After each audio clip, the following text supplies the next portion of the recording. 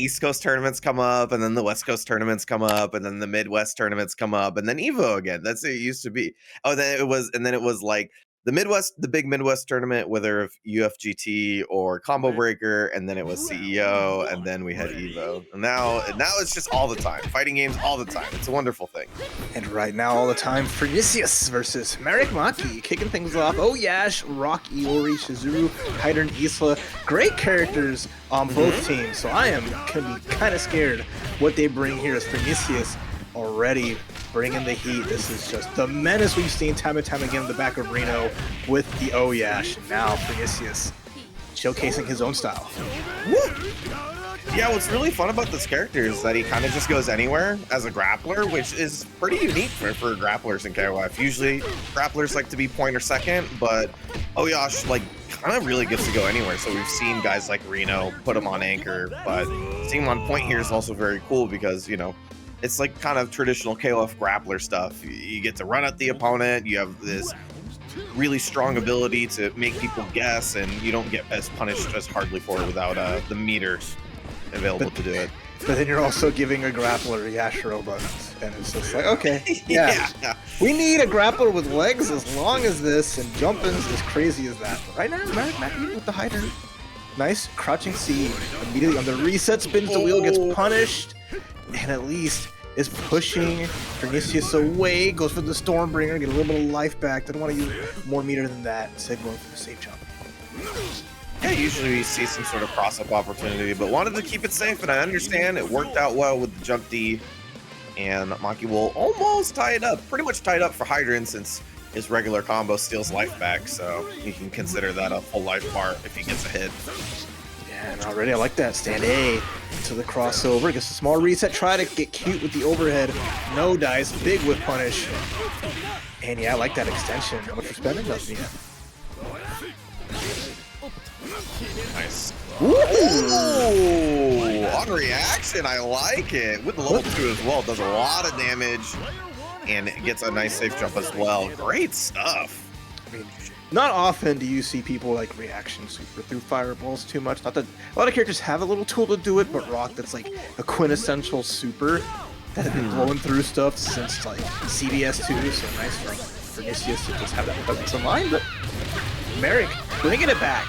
Got the Isla, an amazing anchor, plenty of bar here, no meter on Freenicius' side. So I'm gonna take a lot of this, except unless he doesn't. Nice DP. That's some good pressure rolling here. DPs through the fireball more times than not. Characters that toss a fireball after their normals does have a little gap in it, so great read there. Ooh, nice run up, crouch C. Doing very preemptive, trying to catch these jumps, knowing that Rock loves to go for those jump CDs. Nice throw.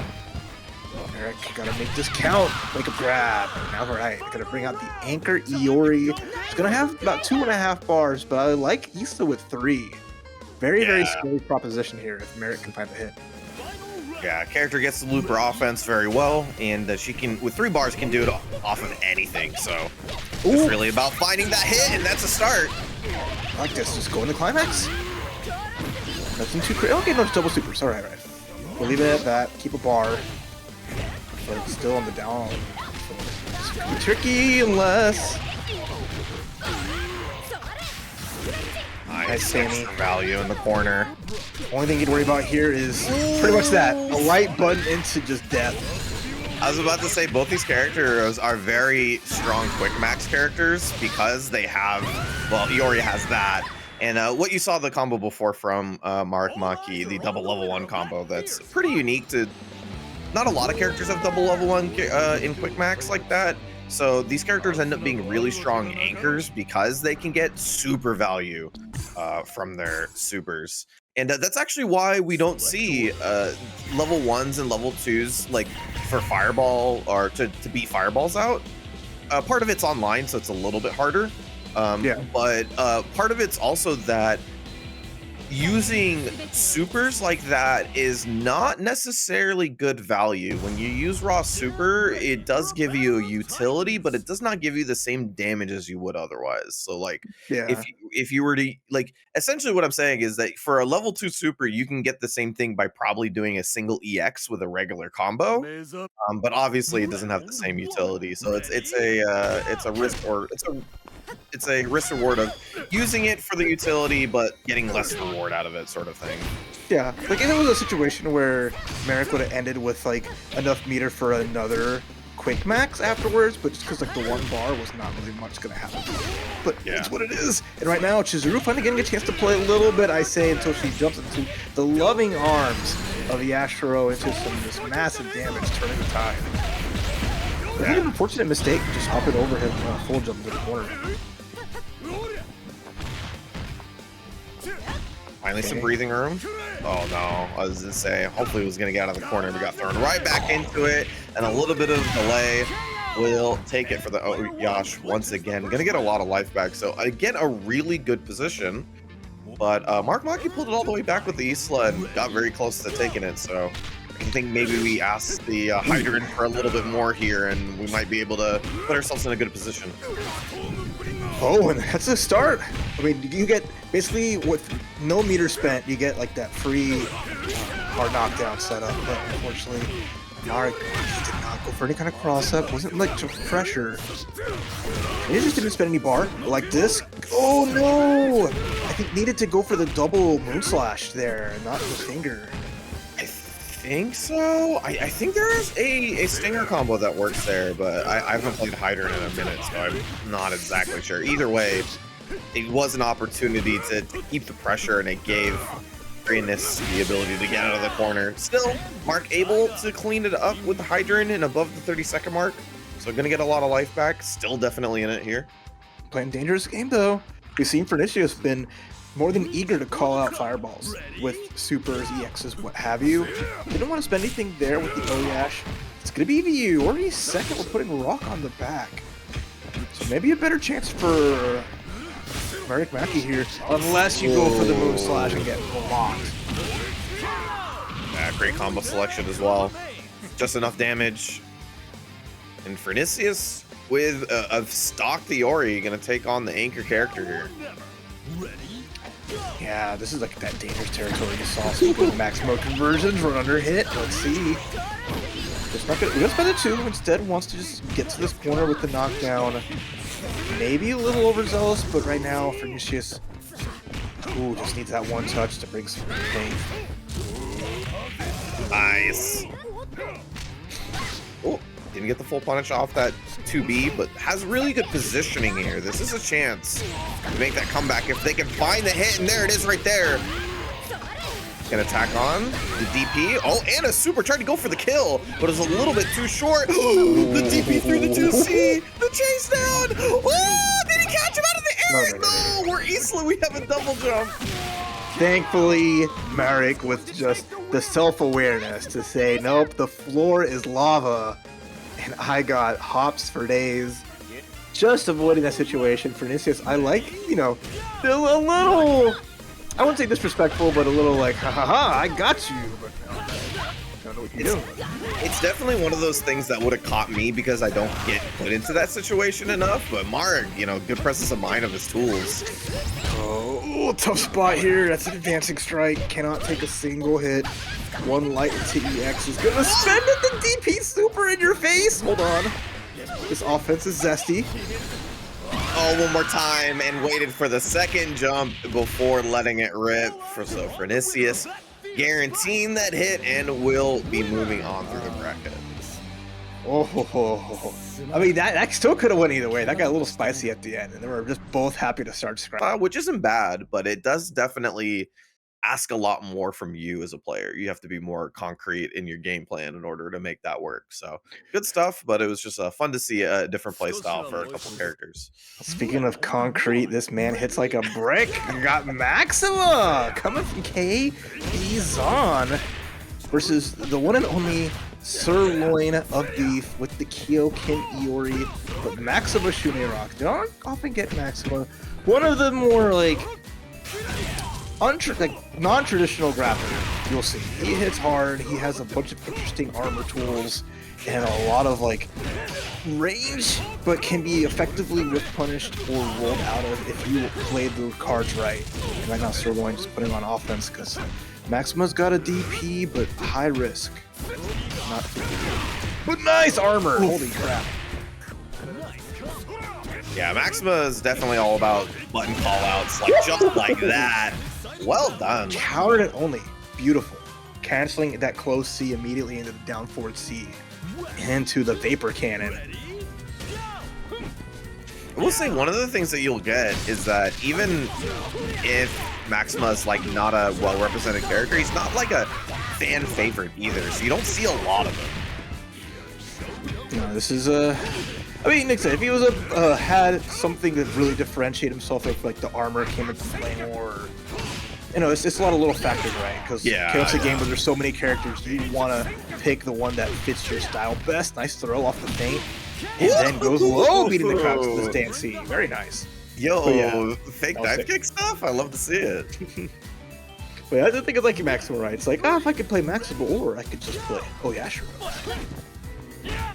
Play like at the end of the day. Like a Kim, Juan. See this character a couple of times. I've seen him from players like Rylander, as well as Donka, charge character aficionados. Nice to see SirLoin bring him out. Boy! Safe jump? No, just lost a little walk back trying to get a throw bait in that out of there. And I like a kind of character like this against Shun'Ei, who wants to be all anime, air dashing, flipping around. No, we're playing KOF here. Hold on. Yeah, just having a flash kick in this game is such control, right? It makes it harder to jump onto opponent, especially when you have Kim's. His EX flash kick is 4 frames, and on top of which it goes super far forward and gives you a safe jump on its knockdown. So it's just super. I didn't want to could have spent a second one just to get the kill here. Tricky spot, nice overhead in the far D, catching the rollback into like in a special. I'm getting like all these interactions that I don't think I'll ever see again out of this match. Don't know if I had ever seen somebody chase down with Rekkas like that. That was pretty cool. Boy. But SirLoin's rolling with the character. Now getting his fake dive kicks checked now and goes for the full punish that time. But I will say Kim got his value, got him back into the game, and now we're anchor versus anchor. And this is I mean, they're both in that perfect spot. If Kbzon gets that early hit, could possibly activate super powered rock. So it's an interesting situation. Who can pop that Maxima? Who can get that early life lead? Nice jump CD. Gets the throw. SirLoin looking good here. Try to go for the crouch. Maybe wanted the crouch light kick into the activation. It's time to go fishing, Sammy. You know all about that. We're looking for that big hit, that one thing that gets it started, especially with 4 bars. I think they're pretty much both in kill range off of 2B now. And there it is. The jump in. Oh no, what a way to go.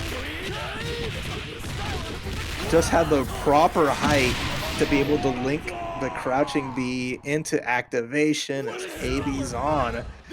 Rock Howard. Evil Flames take another win and puts Kbzon on the board after another huge back and forth. Yeah, basically one interaction difference. That last interaction, it's whoever gets that hit in that situation was going to win with the amount of meter that they both had. So very close. However, very cool. I mean, I think this was a decent breaking point in the matchup here. This Maxima versus Kyo. There was a chance for SirLoin to take it, but Kbzon was very clutch in the beginning, but now rolling already has that 50%. Right, yeah, this is, just putting up the wall. Maxima's tall's got very long, lingering hitboxes. Nice extension in the corner, sit him down. Maximum damage. Those links, crispy. Oh man, Kim's got a little bit more work to do this time, but SirLoin looked really good on the character before. Is definitely gonna have to mix up the fake dive kicks a little bit more if he wants that to be more successful later. I'm a little worried here. Being airborne and getting hit by a counter hit Vapor Cannon can be so devastating. SirLoin needs to just mount this really up-close offense without falling prey to armor or jump C shenanigans.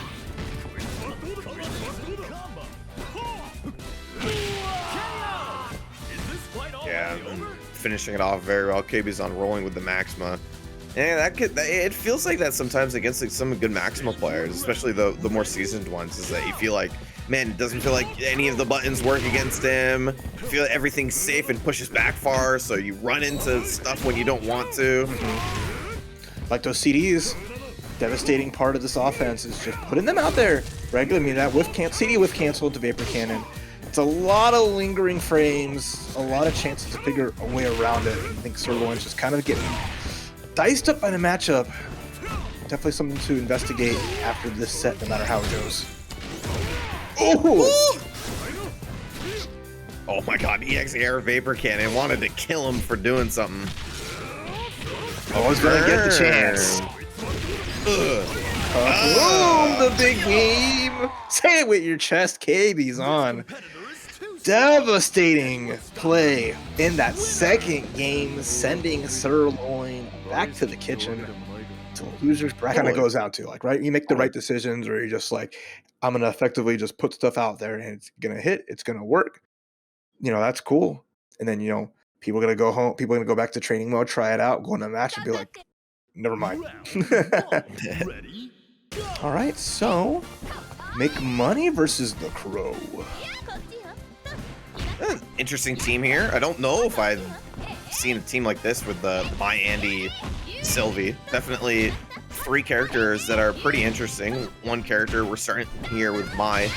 Don't get to see all that often after a couple of nerfs from the first few versions of the game, but still has a lot of really strong tools, still has a really strong fireball, some of the best keep out buttons in the game. Far A, 2A, Far B. So that's kind of the playstyle you're seeing here. TheCrow trying to get around it with the Shermie, and does have a couple of hits there, but you're seeing how difficult it is for the character to sort of find their moment until they get one right there. Oh, yeah, little things can add up. I mean, we have more grappling prowess with the Shermie, just trying to get up close and personal, like you mentioned, but good throws here from McMoney. Who's just, like I said, playing it pretty safe, putting up some good hitboxes, good buttons, maintaining good control. Great throw here, and well, you know, again, really well done.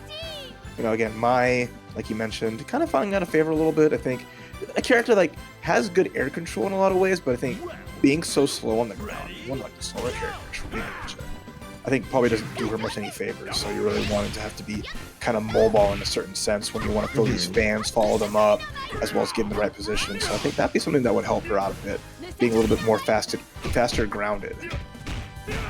Yeah, run speed in general is like a huge buff in this game. So totally, I definitely agree there. But oh no, gonna put yourself in the corner too for the extra damage. Not where you want to be.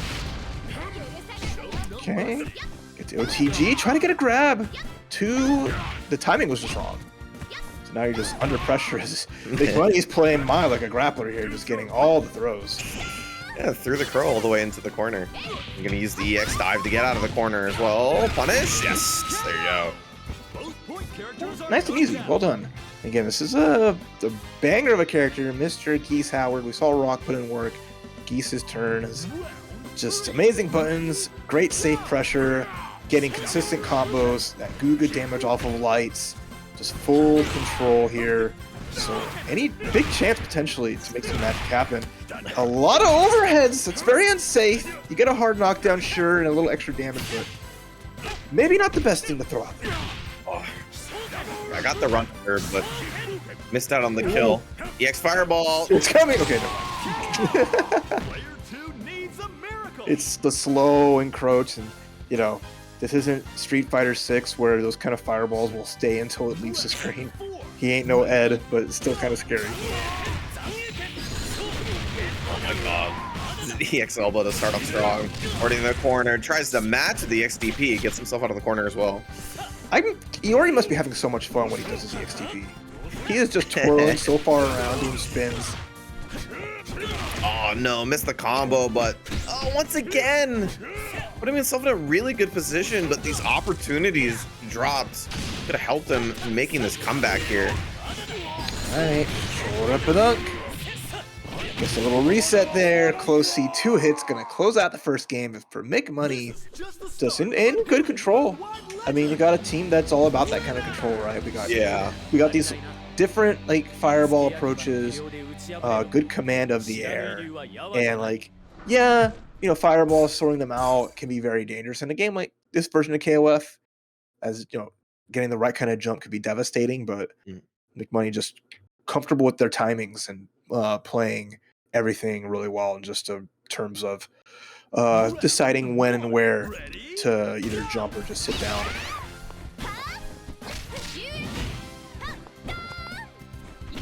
Yeah, I know. 2 games in a row now. We've seen some pretty underrepresented characters, and not to say they're not good. You know, I do think that Mai's a pretty decent character overall. She has a playstyle that's pretty unique to her.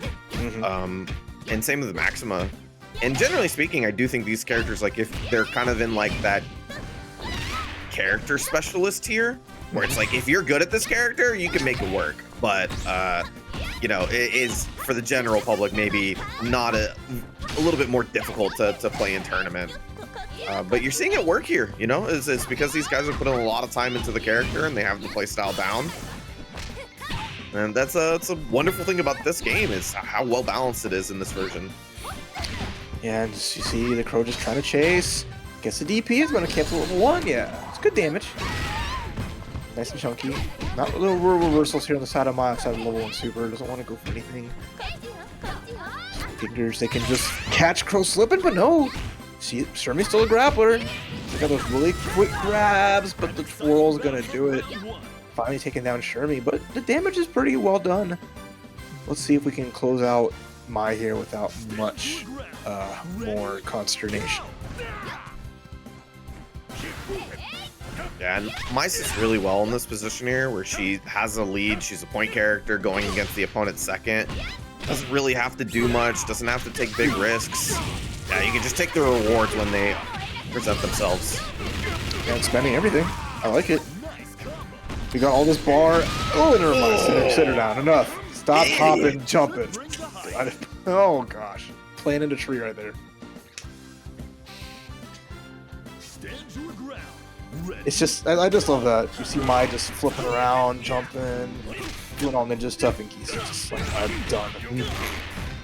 Cut it out. Alright, we're in the Geese zone, close to the corner. McMoney makes their escape, gets hit by jump CD, counter hit. Big chance for TheCrow, finally with a small lead.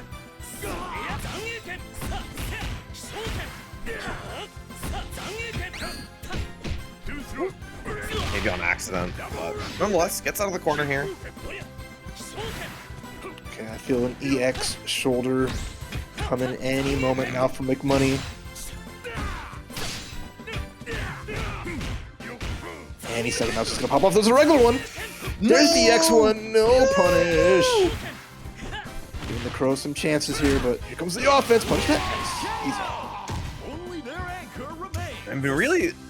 I've been really wanting to see one of the Andy players go off with the corner shenanigans that I've seen before, and I really want to see somebody do it because we don't have a few Andy players in TNS for some reason. I mean, for how like underrepresented this character is, and the corner stuff is dirty if you can get it down. Yeah, so it's like the right part. In mid screen, hey, it's another character with a fireball, an uppercut. Right. And some like EX gap closing moves, right? Yeah. Catching your ankles low though, gonna spend the dunk. And now we're in a situation where one more touch here, McMoney can take this set 2-0, doesn't spend any more meter for the super. Wake up EX. TheCrow staying alive just barely, but only has 2 more EXs in him.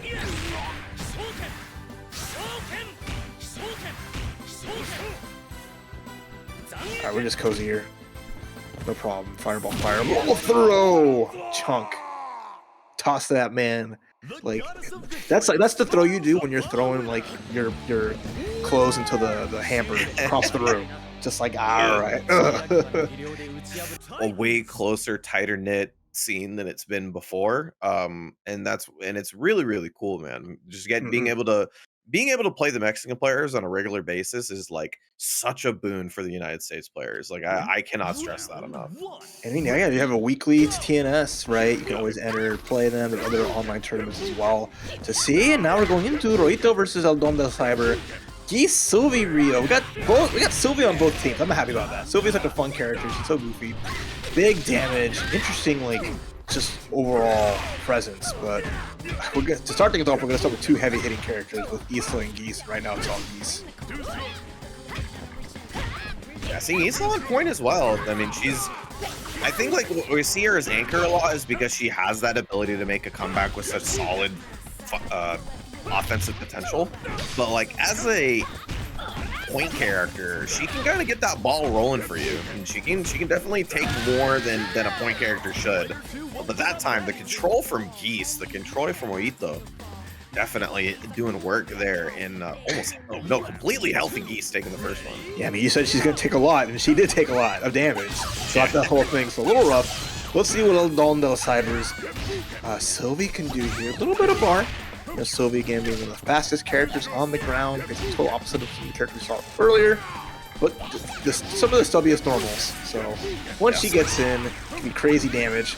And she will get in. I mean, just look at her zap through. Royito just trying to keep the space. Nice trade confirmed. That was hot. Yeah, I was ready for that one. You love to see it. There is no negative penalty, because right now Royito will be in it twice, trying to just back roll, jump away, does not want anything to do with this little gremlin.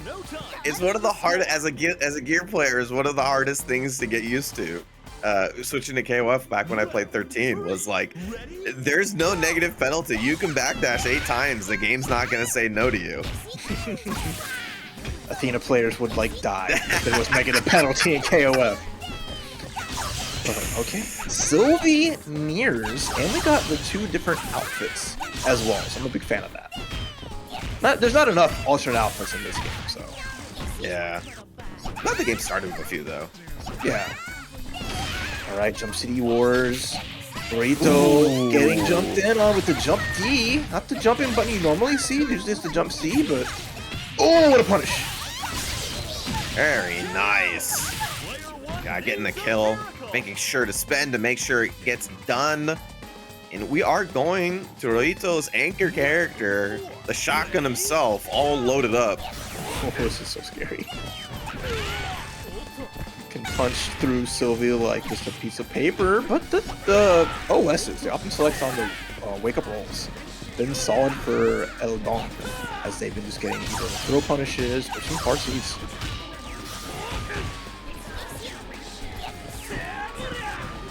This sort of pace is the name of the game for Rio. Doesn't want to overextend, wants to look for his hit. Meanwhile, Eldon willing to play the same game with the character up. And is getting the hits. Finally, wake up uppercut. How much we cashing out here? Gonna go level 2, right? I mean, you are at a point where you want to finish this quick, get your life back, get everything in order, pay your taxes, get out of debt. It's unfortunate because you don't want to go for the level 2 hollow when you're not in the corner, because in the corner you get the extension, right? But yeah, with this deficit, you're looking for any hit that you can get.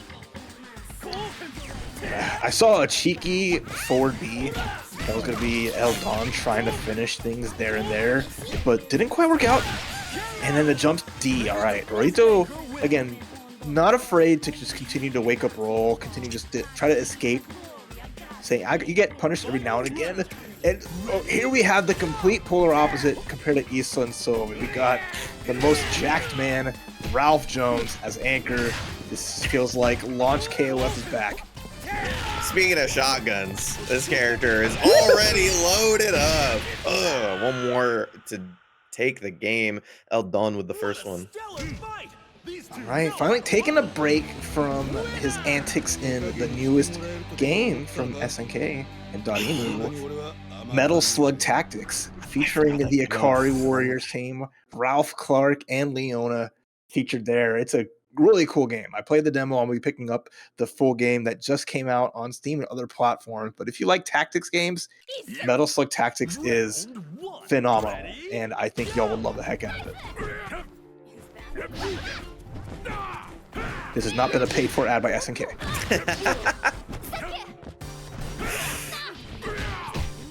Does not take a lot for an SNK fan to pimp out some SNK stuff, dude. We love this stuff.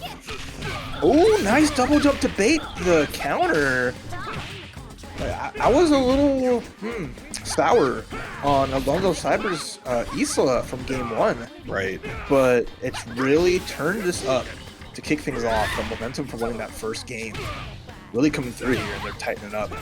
Yeah, there's something to say about like losing your character like that and still winning the first game. It kind of gives you the comfortability to be like, yeah, you know, even if the game plan doesn't work out, I still have the ability to make these comebacks. Right, cute. Went for the overhead that one time, then went for the low. Bogard just blocking, waiting. Just needs a love tap, and that'll be it for Geese out. Love how patient Eldon's playing this though. I mean, he's taking little hits here and there, but knows that he just needs one to take the first character. There's such a thing as too much patience though. I don't like Royito spinning the bar to roll away, because now you just kind of you have 7 seconds left on the clock. You're gonna get 1 bar back, sure, but you know that's for a character that had 1 hit of damage left on him. I mean, that's I guess like the hero burst equivalent of like, I can make this work. I can use any resource just to keep my dreams alive. And at least 1 DP, and then a low B will do it for Sylvie on Royito's side. Yeah, it's definitely a bet and just didn't work out. But as you were saying, the hit the nail on the head perfect. The reward wasn't very valuable itself, so definitely questionable, but we're still back here. The double Sylvie on the screen, and this was a breaking point for Eldon. The Sylvie basically won the entire game for him in that the first one. Right. Pressure's on though. This is what turned the tide for Alonso Ciber, was their Sylvie, and look at her go again. Yeah, switching that up was important. Roy's guard bar was taking a beating, and again get a big combo here. Out of bar though, so we only got 1 more EX available here. Oh no, you rolled into it!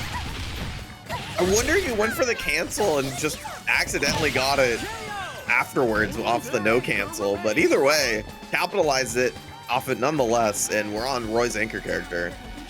Hey, Sylvie probably does not say yippee, but she looks like she would. If there was like an English dub, it'd be yippee. She'd be calling everybody oofy. It'd be so cute. Instead, she yells Totsugeki, but now she is getting charged on herself. Double dip. So much meter off that combo. Yep. Rio's uppercuts just give you so much bar.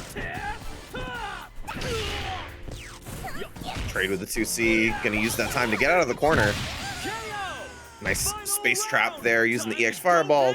Knows that they can't take the chip, so then just ran up forward and got the punish with the 2D. Good stuff. All right. Battle all of the tanks. Cowboy Bebop theme is playing in the background. Raw activate. We're feeling spicy. Hold on. A Ralf player that raw activates is the scariest thing on earth. Oh, that could have been death. That could have been murder. He's so scheming. Okay, spent the last of it in a quick shatter strike. Still has 3 bars. Oh my god. I mean, the change to raw activation of Max Mode is so nice, where you actually build bar during it, whereas you kind of were screwed out the entire duration, so not a bad investment for no Bonda Ciber. Oh my god. Rio, please don't hit me in the corner. Oh, guard bar, yeah. Eldon had the guard cancel out of that one. Tried to go for the empty 2B, but didn't work out. Nice block. All right, 1 hit away. Either player. Dangerous game we're playing. See, sweep. Another sweep. Do it again. Almost. Rolled away from it. Oh, wasn't high enough for the cancel. Didn't get the punish either. Just needed 1 Spinneroonie. Could have been it. 10 seconds left. Oh. MVP there. That's the last of their guard cancel. Gets the sweep. Oh my god, go back all to the tried and true. Ralf players mash into C and block strings. Oh my gosh, after all that, if that jump would have cleared.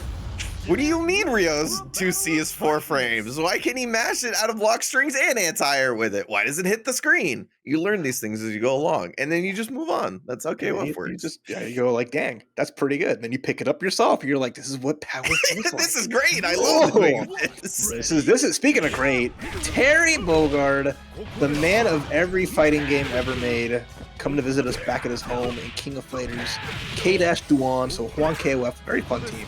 Going to it's ElRojo, started with the Goenitz, the Goenitz, Geese Ralf, so manly man team here against Juan KOF's, kind of off, I guess, like the offensive quote-unquote Shoto style, and then you end that with the dual on in the end. Start off with the Terry on point. Very interesting. You don't usually see this character on point, but what he gets on point is the ability to really pressure people's guard meter, make them really scared about eating jump-ins, and it could open up some opportunities in that way. All right, speaking of open up, let's start. Too high of a jump with the jump B. Final Rapuken.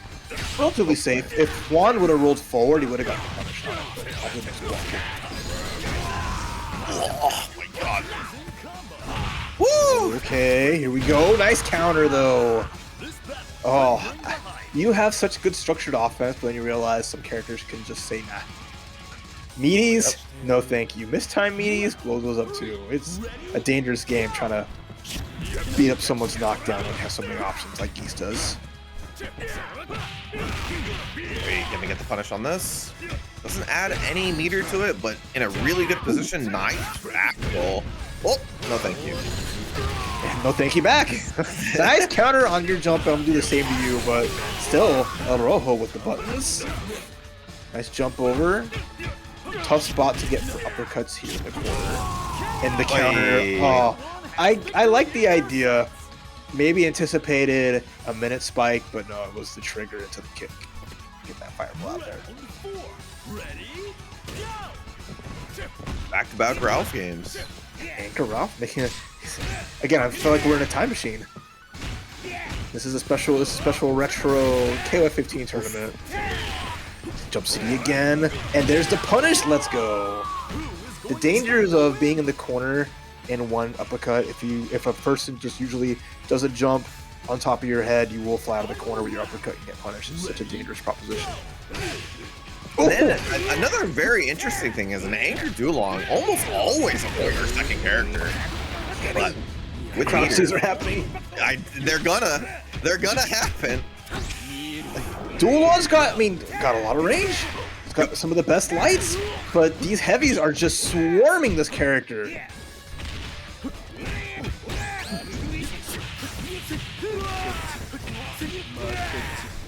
We'll be all about this offense here. Woo! Nice. This is what I wanted to see out of Anchor Dulong. The mix-ups. The dirty stuff.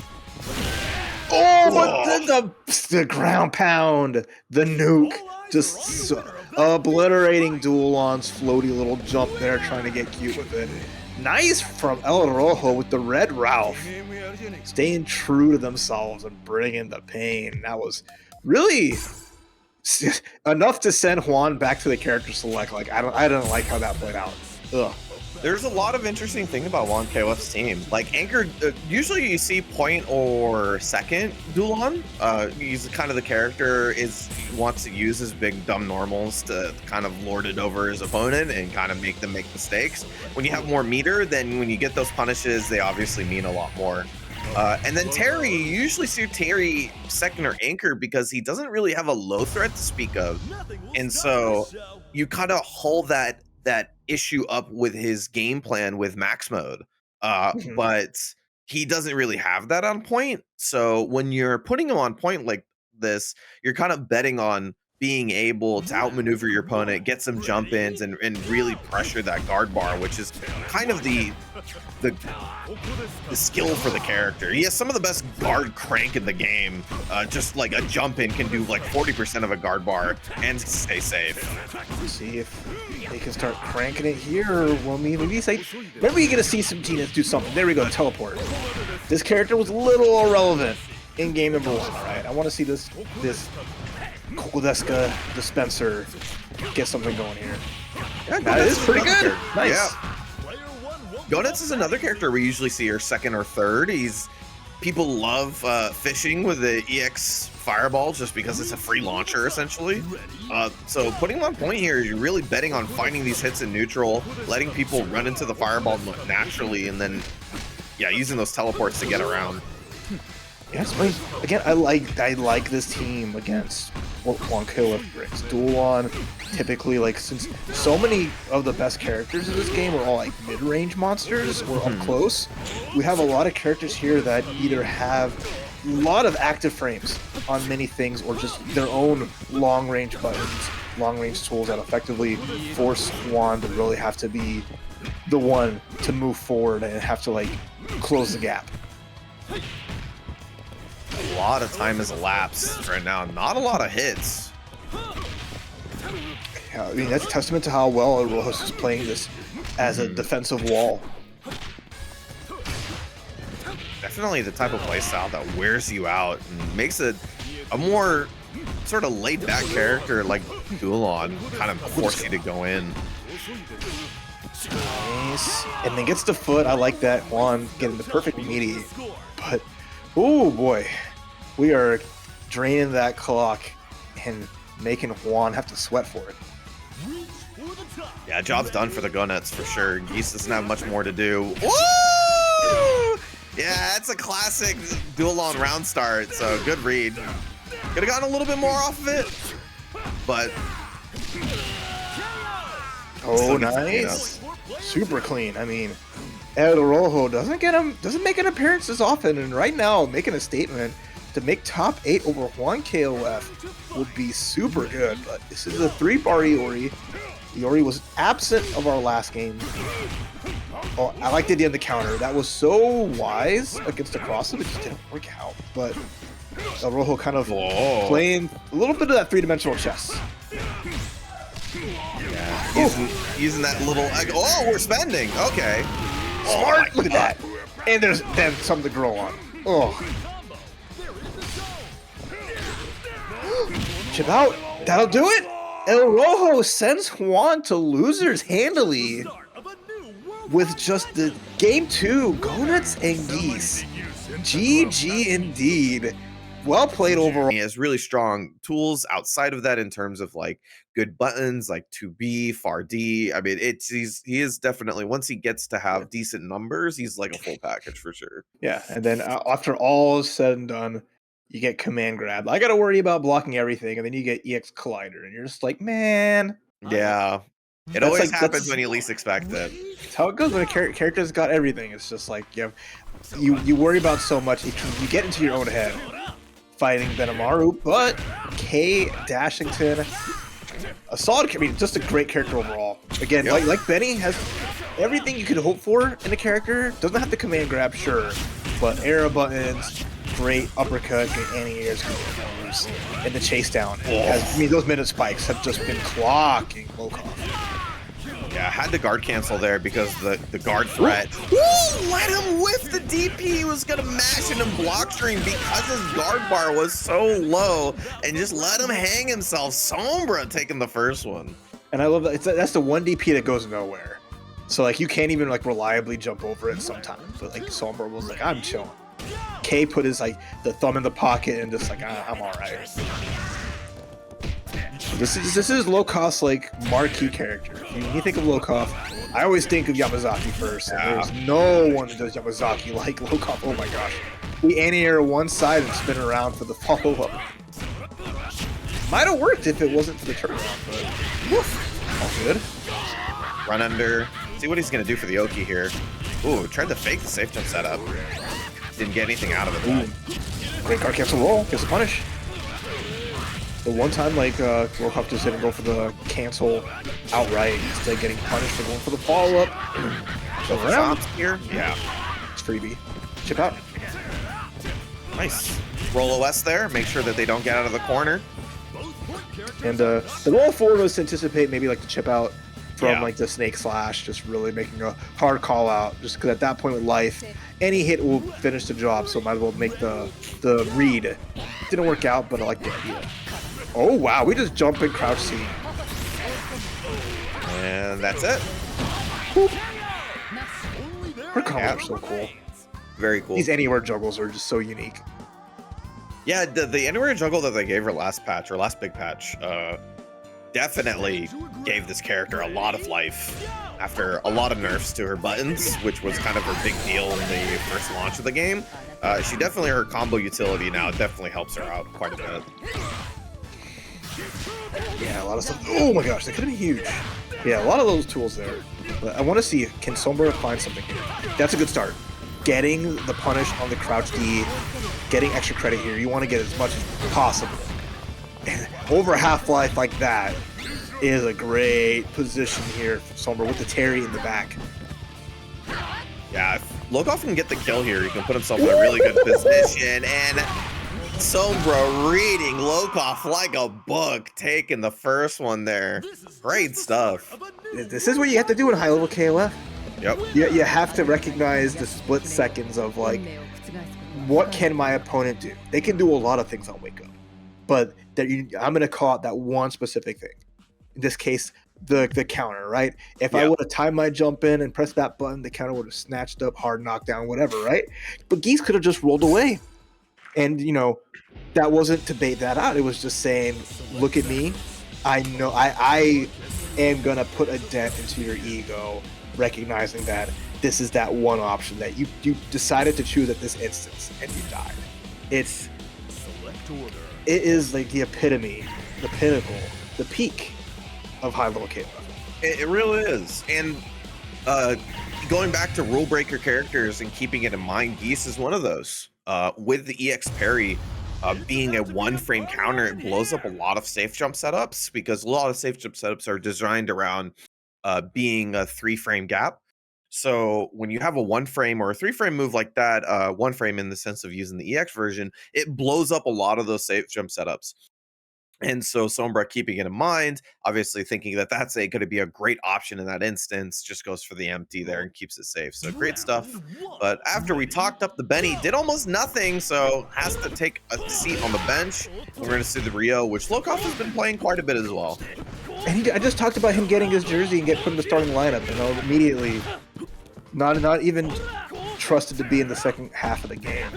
It's a dang shame, but Lokof is making the calls, and right now Rio is bringing the pain.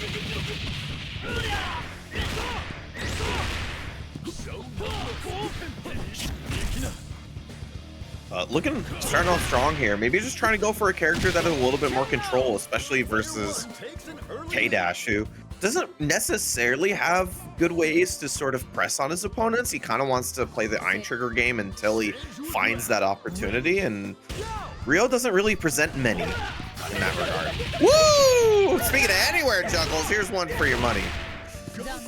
Sick and tired of getting put by the crouch D into the coffin. And again, this is tough. I mean, like, without good enough buttons, Rio just will smoke you, and there you go. Oh, he missed it. He missed the EX in Zanretskin. Oh, that sucks.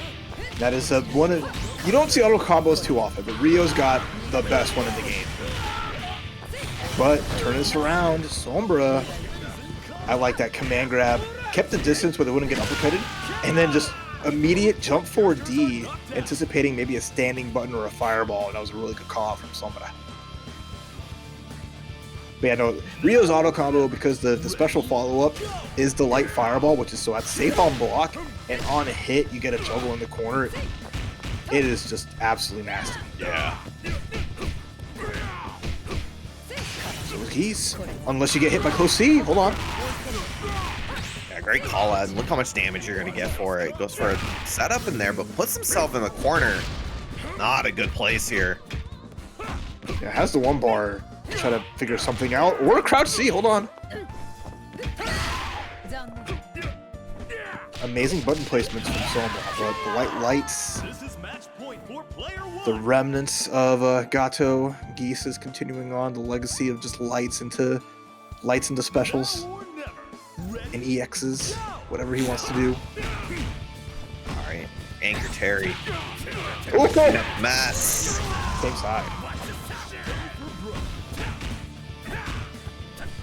Nice. Good awareness of the space trap from Lokof. Staying calm in the corner, trying to get as much extra credit as he can. Showing the long dancer legs to each other. Yeah, we're anchor. So you gotta remember, at a high level, even your favorite players are gonna be just whipping stuff in each other's faces before they either roll backwards or jump back. Yeah, definitely spend here. Huge damage with level 2 poison ticking down in the middle of this. Terry's like, I want to hit the ground, please. Oh. He's gonna hit the ground in the worst way, as that's a clean 75%. But Terry, even though he doesn't have the same damage as launch with the Maxima confirm, would be enough, I think, to seal the deal. Yamazaki. Ooh. Yeah, he let's go! No, he's short, I think. Terry's about like 5'9". No, he's not! wrong. That's a tall boy there, Sammy. Killed him off. We have a patch coming soon and a shakeup potentially imminent. So Ramon has risen from God knows where, from whatever sewer he's been lurking in. And he's going to be featured here to kick things off against McMoney's Mai. I'm telling you, this character isn't bad. He's definitely not in that, I think he was kind of in that unusable tier in the first few patches of the game. And now he's like, he's scary. He's definitely another one of those characters you can put in the front part of your team and just rob a couple characters. And McMoney showed some prowess early on with some control here, but being on the defense versus a player of Reno's caliber is going to test all your might. And with that onslaught from Ramon there, we're in a dangerous spot here. Kick things off the first round, and there's that EX drop kick.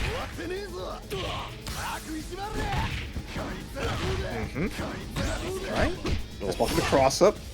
Gets a little something. There's the back roll, but how do you punish and chase down? So far, that's 2 wake up back rolls. Nice. Guard cancel roll, but again, it's not huge. Yeah, I could have gotten a bigger punish off of it, but without the meter to really make it hurt, Reno feeling comfortable for going for stuff like that. Nice decisions here from McMoney and how they choose to use their air buttons instead to get the cancel into the command grab.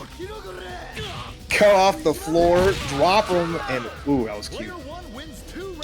So Ramon, for those unfamiliar, he has a little special where he walks back and does a drop kick, but there's a version of it where he doesn't actually do the drop kick, so people will cancel their buttons into that and then add on to their offense. So he's basically just like you would expect, like Elf White Tape from Street Fighter 4, just Ramon in general. He's always had that, where it's just normal cancels into just more offense. Yeah, it's one of these characters that really makes you guess constantly because he's constantly doing something, and it really sort of amps up the pace of the game, and it can make you make decisions without thinking about them very deeply, and that's kind of what the character's built around. Okay, EX run. 2 more bars. I'm expecting Reno to go off the wall. As soon as there's a fireball, it's going to be it. That's why he's so close to the corner. Oh, mine got caught. Yeah, Sylvie able to finally get this character out of here, but going for the regular Yash here. Usually when Reno tries to mix up the team a bit, it's usually O.Yash that kind of stays on the team here, but regular Yash still keeping some sort of the namesake here. I mean, that's any little light is gonna send Sylvie packing, or just a DP, level 1, level 2, nicely done. Oh, you don't need to do all that. Okay, let's play some footsies or something. You don't have to explode me off of a DP. How dare you react to my jumping, you jerk! That's KOF. How many, like, one complaint people having a lot of fighting games. Like, oh, I'm tired of going for uppercuts against my opponent because it does, 5% damage. And if their jumping hits, then they'll do a 30 to 40% combo. And then you go to KOF and you DP somebody with super bar and you erase their life bar. You're just like, yeah. That feels good. Yep. Definitely a big boon to have in this game. To have your DP cancelable into super. So that. Pick him up. Go for the knockdown. Chase down as well. Keeping that pace going. As you were mentioning before, one of the things that Mai has trouble with is chasing people down. Not really the character to do that. Woo! Gets an air throw though. Alright, offense time. RC into the... Just a knockdown. Lead for McMoney though, a little bit. It's a lot of EX drop kicks spent, which, as long as you're not getting hit by them, you're A-okay. What an answer! And the chip. Okay, McMoney, that was clean. I love that the dive beat out Reno's wall dive, and then it just led to the perfect meaty fan.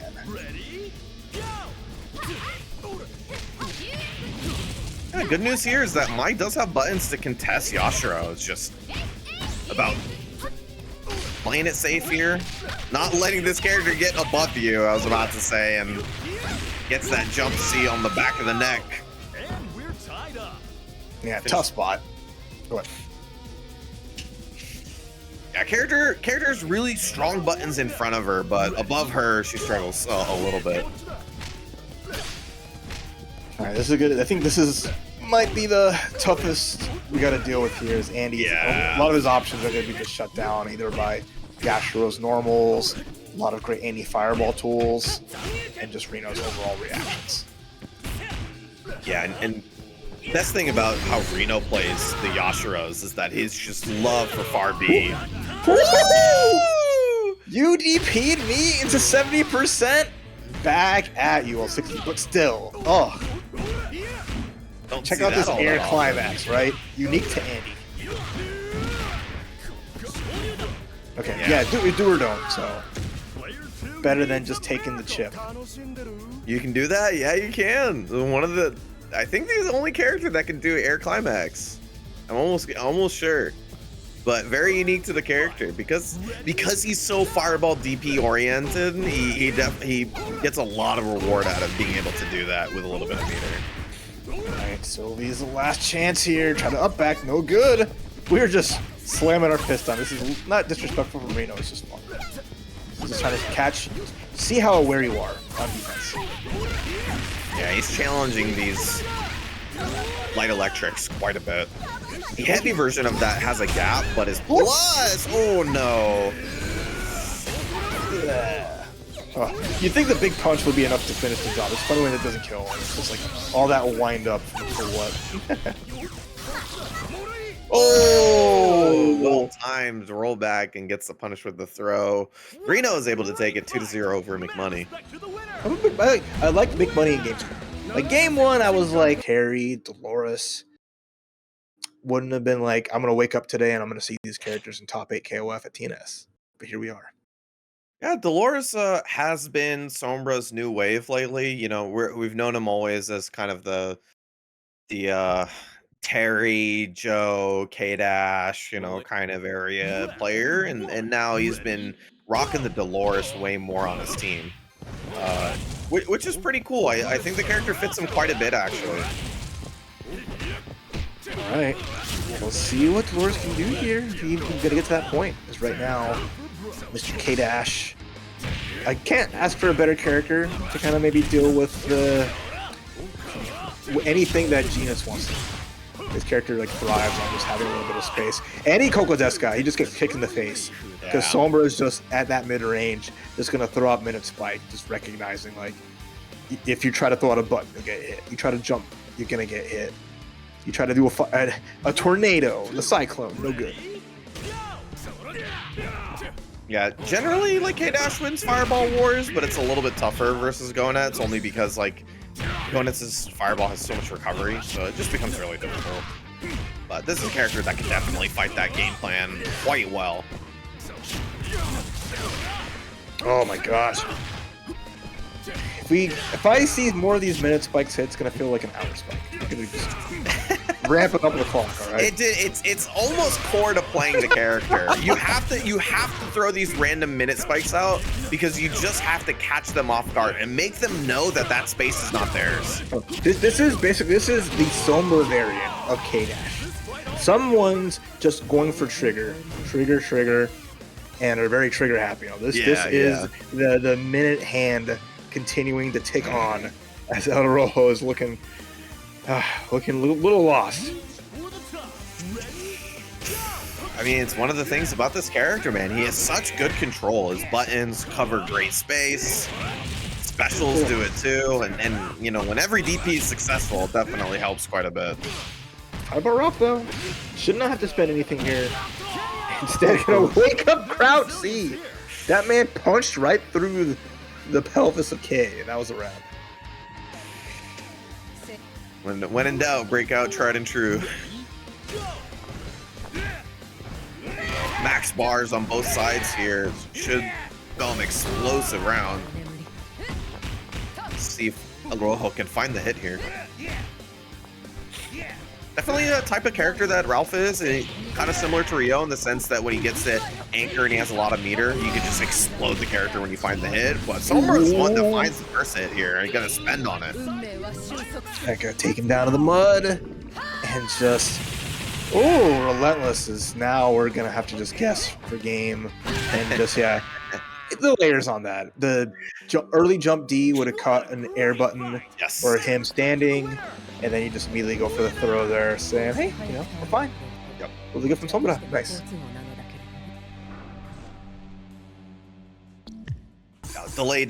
Delayed jump in there to beat wake up buttons. Definitely a good way to just avoid that situation altogether instead of trying to time your meaty properly. Meaties are quite hard to time properly in this game, so unless you're like doing a frame kill setup or something. So a lot of these stuff that you see a lot of players do, they kind of have picked up over playing numerous different versions of the games, and it's just universal.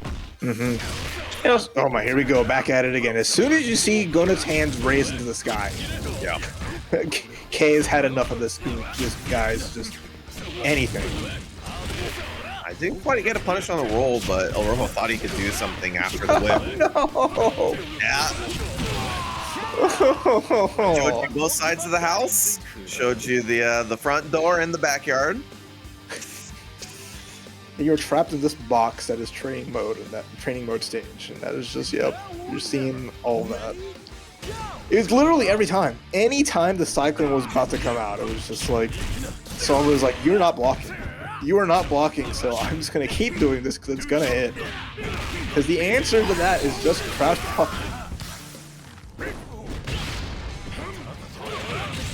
Yeah. Very common to go for a meaty something after that OTG throw, so nice EX counter. Oh, too high up in the air for that jump B. Overhead! Oh, overhead. Woo! Gonna tack on a little extra damage off of that. Overhead once again! Oh, missed the combo. If I was Sombra, that's where I would do wake up uppercut, or on their wake up. Recognizing that I whiffed the trigger there. It's like they want to throw, they want to press. You just go all in. But still, the damage is done. I mean, Geese is not in a pretty state right now. Yeah, but man, it's Geese. Man, it's Geese. I'll go for the big damage combos, so I like to see.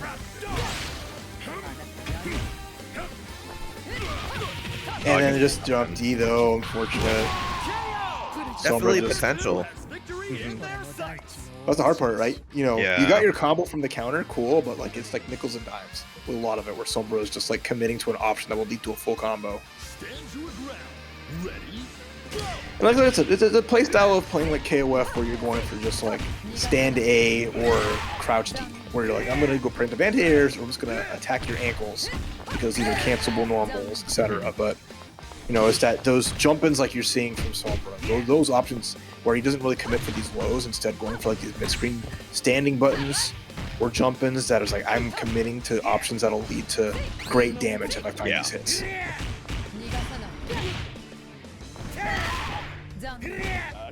Good position. Ooh, let's go! Yeah! Oh, dude, Ralf combos are so sick. All right, and then of course this scene has been censored for just over-the-top violence. And staying alive.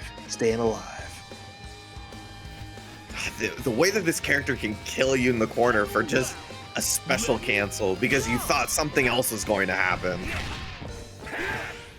Oh no. Good thing he has no meter, but still the start of something beautiful, maybe. Ooh. That punch. Oh, crushing the guard bar, but Sombra commits. Sombra, relax.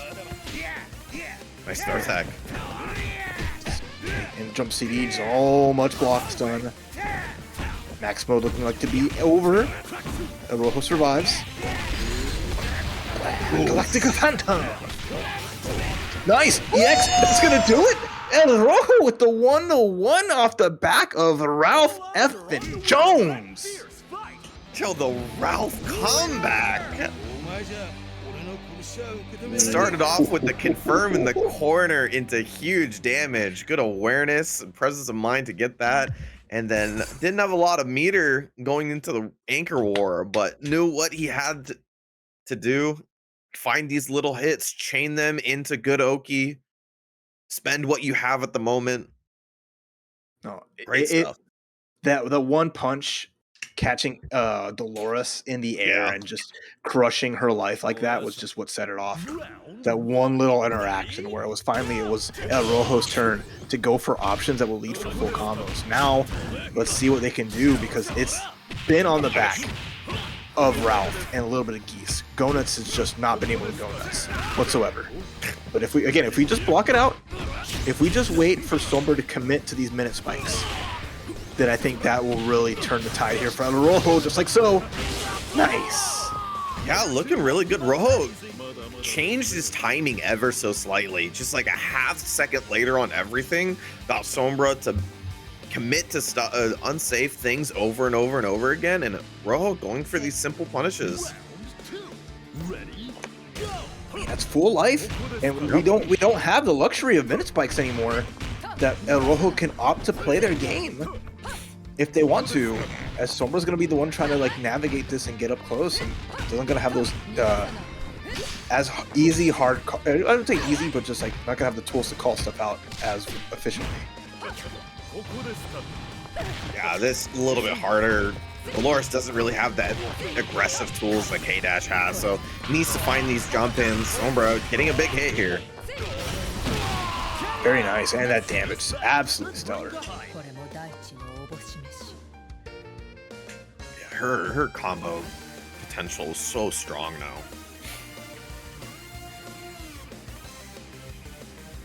And one good patch away from being a monster again. I was about to say, yeah, she's in that great position where she's not like super seen all that often, but she's still very strong. She's where Benny was like 2 patches ago. This is the tides are turning right now, though. We're going to see ElRojo gonna find like a solid counter just to kick things off instead. That's I wouldn't say maximum range of that command grab, but just immaculate spacing. Literally just dragging this man down and saying there is no place that's safe from this offense now. Yeah.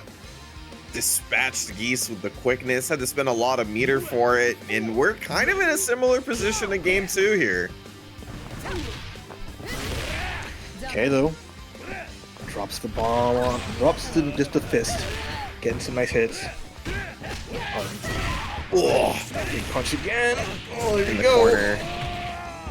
And again, appreciate Ralph's making sure we don't have to see what's going on in that corner there. Oh, pick it up. Yeah! Ralph kick! I love EX Ralph kick. It looks so silly. When it combos, it's just so yeah, it has like 5 hits in it. It's so funny. But better than game 2. ElRojo didn't have to spend for that big combo to get the kill. So he's going into this with more meter than Sombra. This is a tank on tank final match here between both anchors. Sombra didn't even really get anything to do with Terry, only spent their meter for a max mode, and right now they're at the mercy of Jump CD. Let's go! Punish! Kill this man! Kill this man! Oh, he's so dead! And you know what? Cool guys don't look at explosions. Just ill. Discombobulate. Yourself, into that qualifying for top 8 spot, getting into top 3, putting yourself in losers finals and then grand finals. Like those things, you need to lose at all of those moments before you win. And this is a great place to get that experience. And we got a great match for a great place as in losers top 8, Lokof and Juan KOF. An absolute barn burner of a match, but only one of these players can move on, so the stakes are high. And Lokof going to the Rio team. Benny on the bench once again, but the team is strong nonetheless. Woo! Jump D into the anywhere juggle. Build up so much bar off of that here. Juan, though, back to playing their a nice little comfort game at a range. Being able to battle out Rio with their own solid buttons with the Shatter Strike, spends the bar and then gets stripped in on. Try to do a crouch C, but not as fast as Rio's, so jump in just didn't get stopped, and Lokof will be very happy with that. Yeah. As you were mentioning before, DPs in this game build the most meter that you can get out of a special. So Rio being on point, being able to put DPs into his combos consistently, a huge boon for having a point character, just being able to almost recycle all of his EX meter. Oh my gosh. The great uppercut and then even better super there. That guard gauge is still hurting a lot. Like Lokof has to be careful, try to be very predative with the parry. Did not work. Yeah, cleans up the Rio quite well, which I generally think that Rio does quite well in this matchup with the EXTP, a 4-frame 2C, has really good tools to deal with Shun'Ei, but got through the character quite well, and now we're going to the Yama. Alright, and swapping, I like the outfit swap we're getting around. It's always been the white pants, but now we got like a nice little tan, got a nice little black t-shirt, keep it simple as always. Oh my gosh, Shun'Ei just... Stay in one spot, please. Can you just stop? Impossible. I mean, that similar to Ramon, this character wants to constantly throw options at you and make you constantly think about what's happening. And sometimes you'll second guess your decision making and it'll be to your detriment. But Lokof spending on this wants to make it hurt. Disrespectful. Drags the man across the ground, slams him down. Ooh, one with a punish though. There's a chance. Oh, I think he messed up Mistimed his, yeah. Unfortunate. But Lokof did have to spend quite a bit on that. So not going into this with any meter and Juan just having just enough to get a kill here. Woo! Okay, relax. We're feeling it. We're feeling a little bit of salsa on that one. Right now, though. Lokof back in the corner. Kick to the curb. Take that trade any day of the week. Get to reset the pressure back in the corner. Juan weathering the storm long enough to get out. Ooh, got caught trying to roll back. This is actually a scary spot if you're Juan because yeah, Lokof won the combo. Didn't super cancel, but it's okay.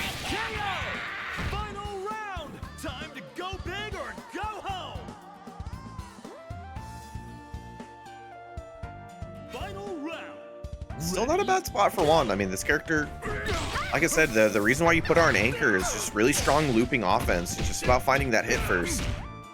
But 2 bars from Lokof means, yeah, having the utility, almost anything kills in this situation.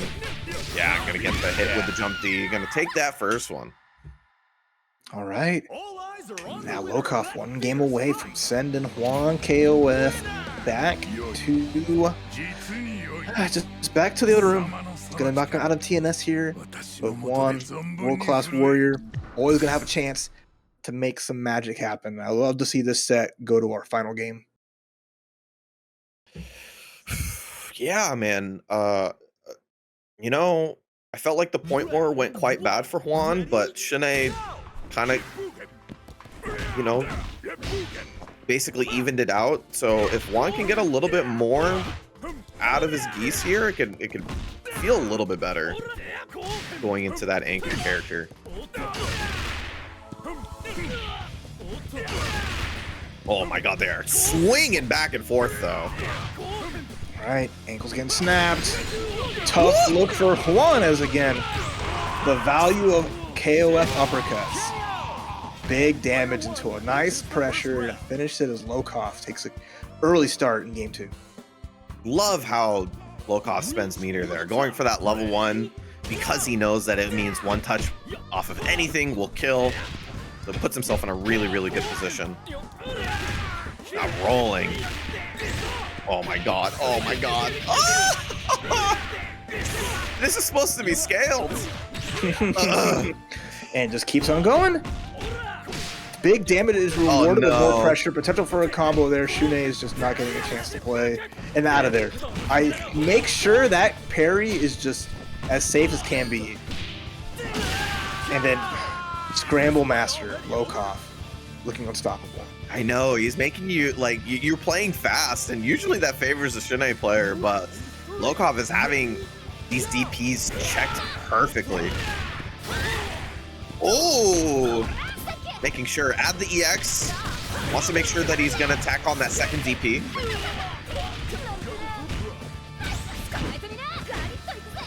Oh, a little bit of patience gonna go a long way. They even get the back stamina with a close D into the EX. And now, Juan, all they can do is just nurse their wounds because now just any simple thing, even again, the auto combo, all the safety. Masterclass from Lokof on Rio. Denied the crossover and then jump D. Rio CV is gonna be enough to eliminate Juan and send Lokof further into the bracket. This character is just one of the best at just coming up. As the losers bracket is playing through, Kionessimo and Freenicius playing out their match to see who gets to go up against Sombra. So because of that still happening and not wanting to run McMoney versus Lokof, we're going to give you a treat here as ElRojo, the demon, who has been taking a lot of names, recognizing that they're a great player in their own right, but definitely beating out the predictions. Can they do it again against Reno, who's already just pouring it on? Yeah, benching the Heidern this time, going for double Yash and Ash. Definitely still fits in the team quite well in the way that he's put it, playing the O.Yashiro on point. Nice challenge there, finally gets a little bit of damage, but we're at a scary spot. You have to be extra careful here if you're ElRojo, because O.Yashiro does not care about fireballs when he has half a bar. It just takes an easy read and the ball starts rolling. Knock, knock. Not much. Ooh, we get it. We're juggle. That's something you can do. Yep. Very cute. Yeah, surprised he got it. That was super low to the ground, but good presence of mind. ElRojo knew. I saw the crouch A. Man, there was an attempt. When you see your button go through the opponent and you get grabbed, you're like, man. Why do grabs have invulnerability? Why? Sammy? Because it makes the game more fun, unfortunately. Like, I hate to say it, but it's actually a good thing. In a world where uppercuts have been nerfed across like other fighting games, where meter must be spent to blow people up and get them off you, SNK decided to ask the hard questions. What if command grabs were reverses? Woo! I mean, that's also a Yashiro classic round start, right? The far B covering the space. So good read from ElRojo. Reno taking the task, finding their combos, gets the OTG as well. And now Geese is gonna have to make a hard call out or just use bar and get out of this corner. Oh. Do not slug out against Reno. You will not come out unscathed. I will. Good. Right, go ahead. I'm not gonna let this character get away with having this jump A for another patch, man. Like, bro, you gotta be kidding me. It's so good. I just love like the spacing of like the scramble to recognize like crouch C is not gonna work, but a CD will have the range and do the job. But speaking of CDs, this is the king of CDs. Yeah. Ralf jump CD, stand CD, the range that outclasses pretty much any other character when it comes to normals in that mid range.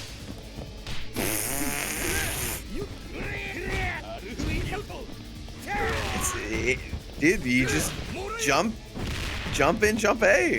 What's the worst that's gonna happen, man? Oh, cross up's good. Sometimes you want to do a jump C, the drop though, and get out of here with that nice run of advancing strike. So smart.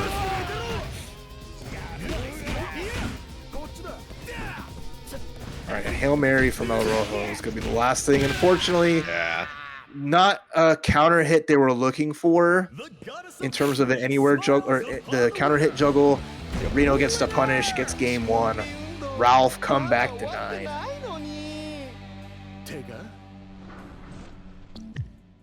But yeah, I mean, again, a hard player to play a mid screen just like scramble against, especially doing double Yashiro, both having amazing normals to swing with far B, far C, crouch C, and great jump-ins to kind of battle back. And then Reno just game sense to just nail these perfect hits and make the most out of them.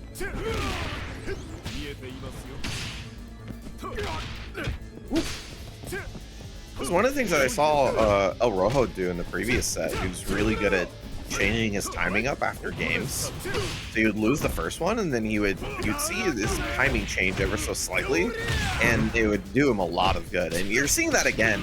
But Reno's already readjusted.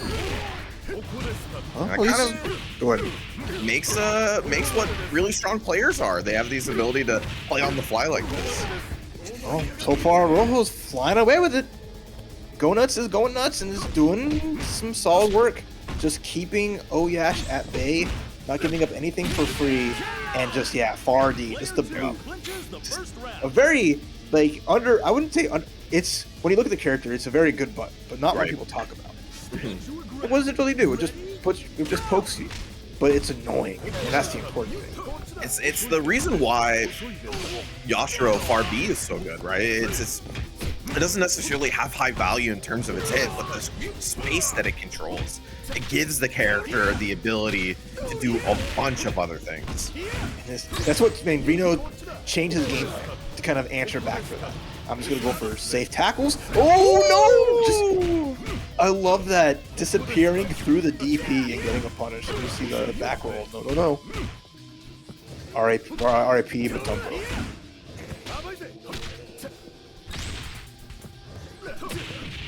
Ooh, wait a minute!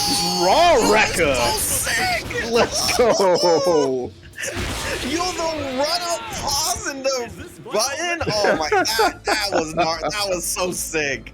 I'm telling you, he knows, this is game 2, he changes up his timing ever so slightly, and it's so rewarding. And the choice is just immaculate, and now we have Ash with 5 bar. We finally get to see La Película, the movie is coming soon to a TNS near you.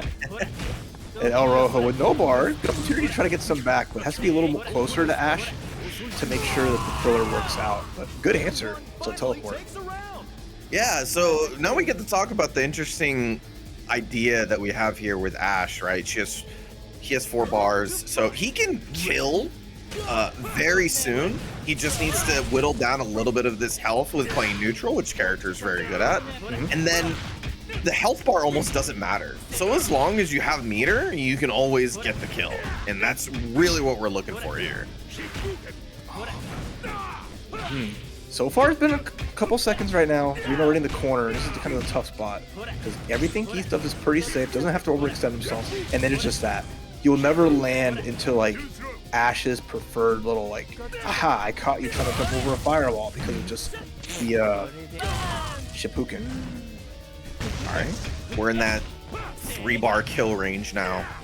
Just about finding the hit. I'm gonna say that Reno does not mind the timer too much here. Okay, I see forward Bs. This is ElRojo trying to fish for a hit to maximum activation. And the little thing will do it there. That could have been a big activation for Reno. Wasn't able to scout it out and convert it in time though. Yeah, tough hit confirmed for sure. Speaking of time, starting to whittle down. 17 seconds left, and ElRojo with the character waiting in the wings. Good anti-air. I wonder if Reno thinks he's playing for the timeout now. I mean, you'll still have the Ralf to deal with, and that's okay, because you'll have a decent amount of life and all the bars, so... Right, you have 100% combo on deck, so, like, if you run out the time here, who cares? Yep. Yeah, that's... Even if you don't get the health back from, you know, killing before the timer, it's a one-touch game for Ash. But it's also for Ralf. It's a two-way street, and I like Ralf hitting a button into max mode more than I would like Ash in neutral. But when you get a knockdown, when you get the party, all right. Oh, do you have sounds cool. Yeah, this combo is way harder than a Ralf combo, so you gotta hit it. Oh, we're going for it. We're going for it! We're going for it! Yes! Oh, boy. Reno hitting the big combo at the clutch moment in taking the second game. It was all that one little interaction that set up the perfect cross-up into finale as ElRojo. Again, both players were just Mexican standoff. They had everything in the chamber staring each other down, and it was basically a game of tag you're it, and Reno taking that to go up 2-0 in the set. Man, that was such a good recognition of the game state from Reno, because he was like playing it so calm. Just, you know, he knows that his life doesn't matter too much if he finds the hit. And then, you know, in that 4th round, he was like, all right, we can run the timer outs. Your problem's just as much as mine.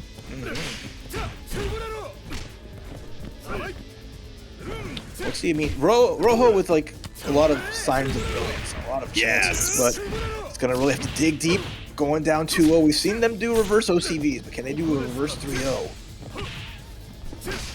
So far, this lead for Reno is looking really, really good. Oh, damn. EX Fireball for Goenitz stays out long enough to hit people on air flip. So that means if it counter hits, he gets a combo. If it doesn't, then he still lands into it, he's safe. That's so good.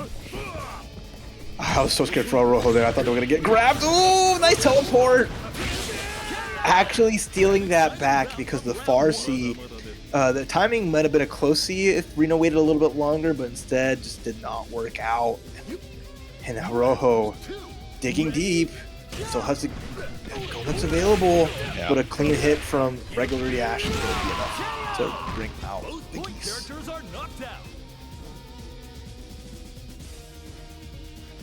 Still, I mean, you'll be happy, I think, with the situation, because Reno got an early lead there with the O.Yash, and then he was able to pull it back with the Goenitz. So even though the meter leads slightly in Reno's favor, he can consider all things even here, especially with ElRojo getting the first hit here, but not spending the meter on it.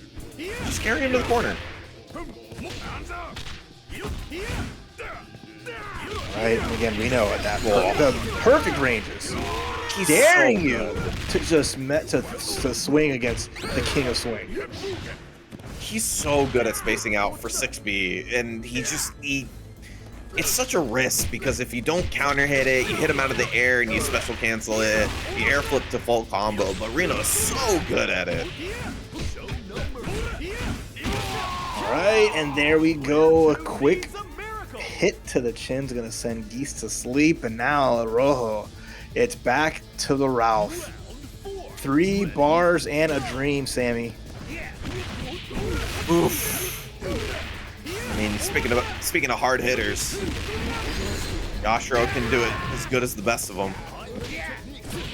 Nice throw tech there. Gonna be able to get him some up space, but DP's him back into the corner. Nice roll. Oh, kept it simple. Farsi Max. The kiss. And it's gonna be the kiss of doom.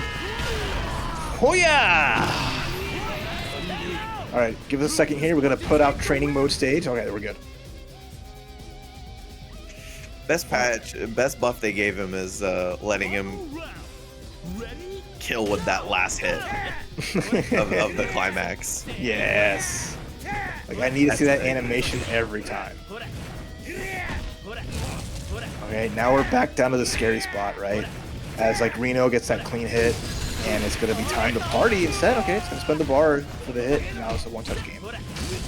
Yeah, so not saving the meter for the max. Obviously, he's very close to it still, but with this much of a life lead, you can just play more of that utility style for Ash. Use your EX moves, which are all very good. Try to get through the fireball, what was a little too slow, maybe a little too far. Still a tough proposition, but Reno able to take a 3-0 over ElRojo. You know what they say? It was close though. ElRojo there were characters who have fantastic normals, and that it's a huge deal. Fantastic players with fantastic normals as we've made it to our losers semifinals. Thank you, Ralf Crimson. Ralf coming in with the raid. Heck yeah.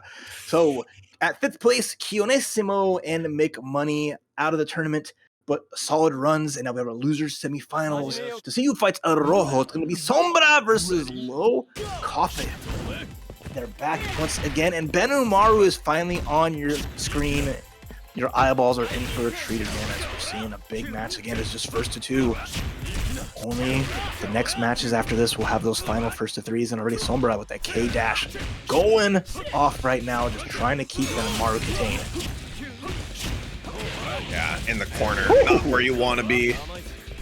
And the reason why, nice air throw. The reason why K-dash is so good on point is because his DP, his heavy DP, every single time, it leads to a safe jump. So the threat of this character just being able to put on safe pressure consistently is so deadly. Right now we're just seeing the deadly aspects of Sombra's just minute spikes. Gets tagged though, and it's gonna eat a little bit of damage. Throws in the chip out. That's what I'm talking about. Good. It's like, hey, what do you do to beat minute spike? You just block, but then you get hit by the combo of minute spike, low, and super cancel, and just Sombra's saying, I'm gonna play my way. The only way I'm gonna stop is if I get knocked out. That was insane. Already cranks, but we're back at it, Sammy. Dude. Minute spike city. Nice little walk back there. Perfect spacing for Lokof with the Geese. He's gonna tie it all up.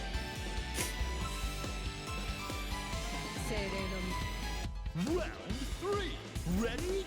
Go! Alright, Geese time. Looking good. And I mean, Dolores on Sombra has done great stuff on her own, but yes, it's tough, right? You're battling a character with better normals, and it's so tricky. When Lokof knows these points are really challenged and will not let you get this offenses easily. And we mentioned it quite often. You know, best in class normals almost across the board. It's kind of why you play the character. I mean, yeah, just everything's safe. It's hard to force Geese to find a position where they're just at such a disadvantage.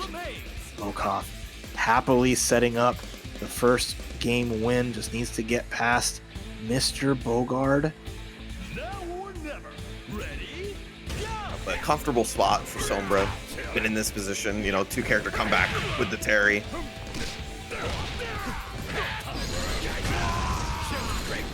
All right. Oh, never mind.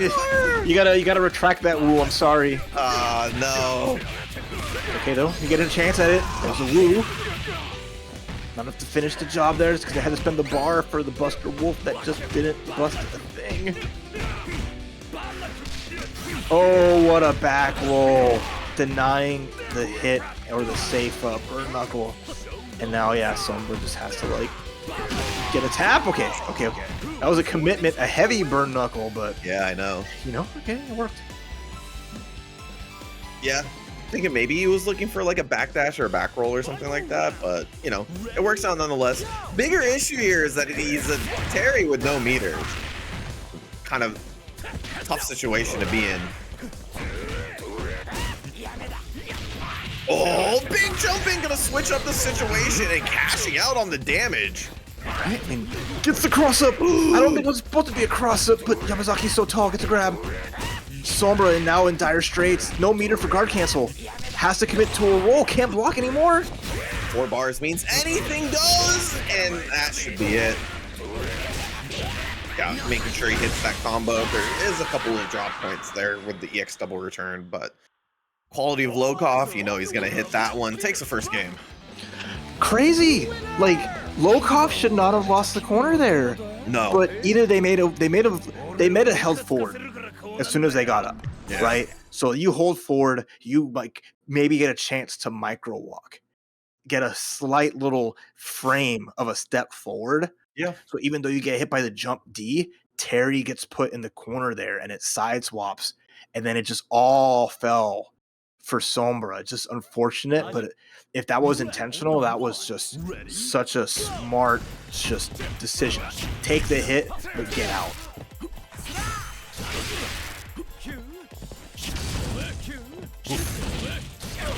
Oh, the combo off second shell there. Gonna roll out of the corners. Ooh, I don't know if he wanted that. Right. But gonna get the hit nonetheless, gonna cash out with the super. Oh, and then the air grab. Jump C already a great button, but now you couple it with the throw, it just covers all your bases there. That's kind of SNK style. Yep. So I say it's the best air normal in the game. Oh, no DD. And then bets it all, just a regular minute spike. Doesn't cancel it because Lokof is waiting for the follow-up. That's how you can get away with it. That's so funny, dude. He's the amount of minute spikes he's throwing out, he's just scared of the follow-up at this point. Still comes out on top in that first round there. Benimaru very healthy going against the Dolores. Yeah, great spot for them in a roll forward, recognizing the cross up. So again, that defense shining bright. It's the full confirm. 1-2, not defending more bar, but has plenty for this hit. Nice small collider soon. Said it could be a Maxima activation. I mean, all the buffers Sombra had looked anywhere juggles that could be huge, but has to find the hit. There's a chance.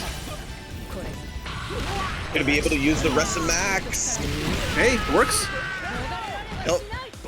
And you don't know because you don't see it all that often, or if you don't know, since you don't see it all that often.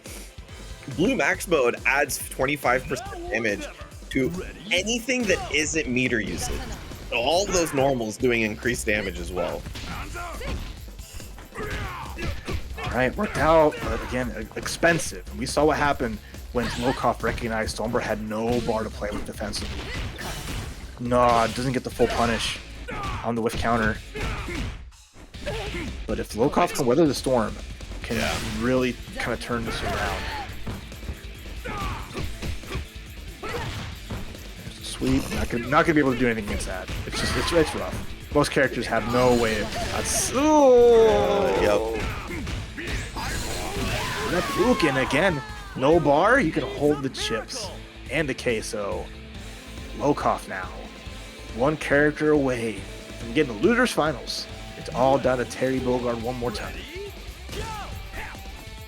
Yeah, I mean, for Geese, it's not even just the normal, like the range. It's the range, the speed, the hitboxes.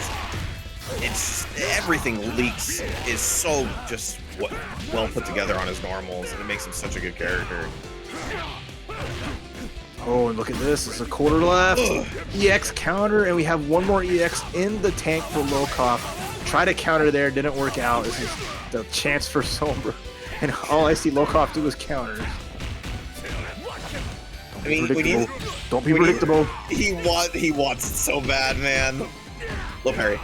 Low parry. Oh, he wants it so bad. And Lokof does it. 2-0 over Sombra. Geese taking over Southtown again, telling Terry that you will not knock me off of the... I'm the only one, okay? I gotta shout myself out. Thank you, Ralf. I really appreciate it. Thank you for supporting the players here. Putting on a great show for us. And we are moving on to our losers finals. Once again, a reminder, 3 out of 5 for the rest of the bracket. losers and grand finals. Ralf first. We have not seen Ralf on point whatsoever here, but made a hard call, wants to go against Yamazaki with big buttons of their own. Unfortunate thing is you're in the corner here. This is Yamazaki town, unless the Shatter Strike gets stuffed. Or, Yeah, that's a big win. You lose a whole bar if you don't get the Shatter Strike to hit. no OTG. Instead, went for the cross-up again, but gets, despite it, again, I feel like Lokof is just holding forward. Ugh, nice sweep. Player 2 takes an early lead. Yeah, this is really interesting. I kind of like it for sure. Ralf does really good on point because he has big buttons and healthy damage with a few meter. And Goenitz himself does really good with meter.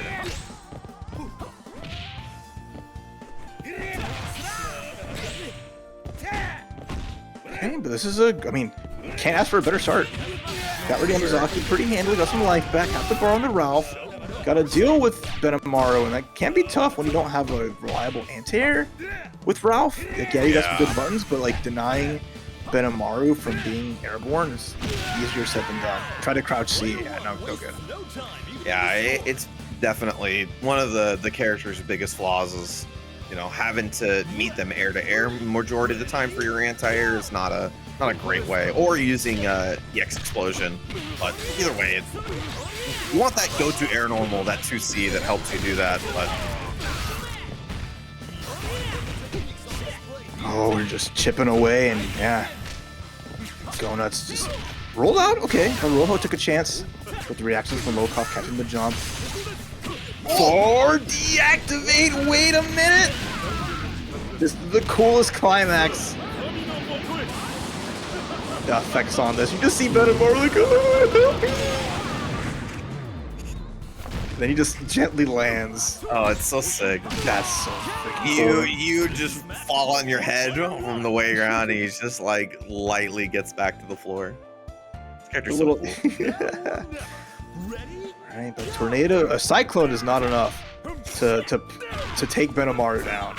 It's all down to Geese in this first game. Already the whip punish. And Eddie B, $20. Thank you so much. That's so thoughtful. To the prize pool, putting us over 30 and raising the stakes.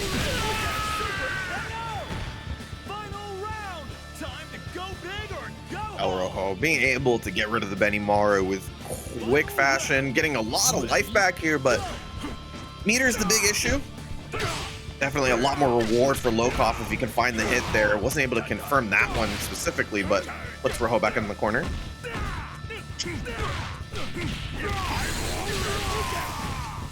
Gotta spend it there.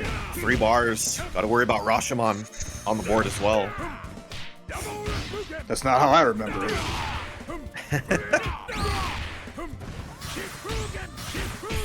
Oh boy. ElRojo with the sweep to try to save life. Nice crouch C.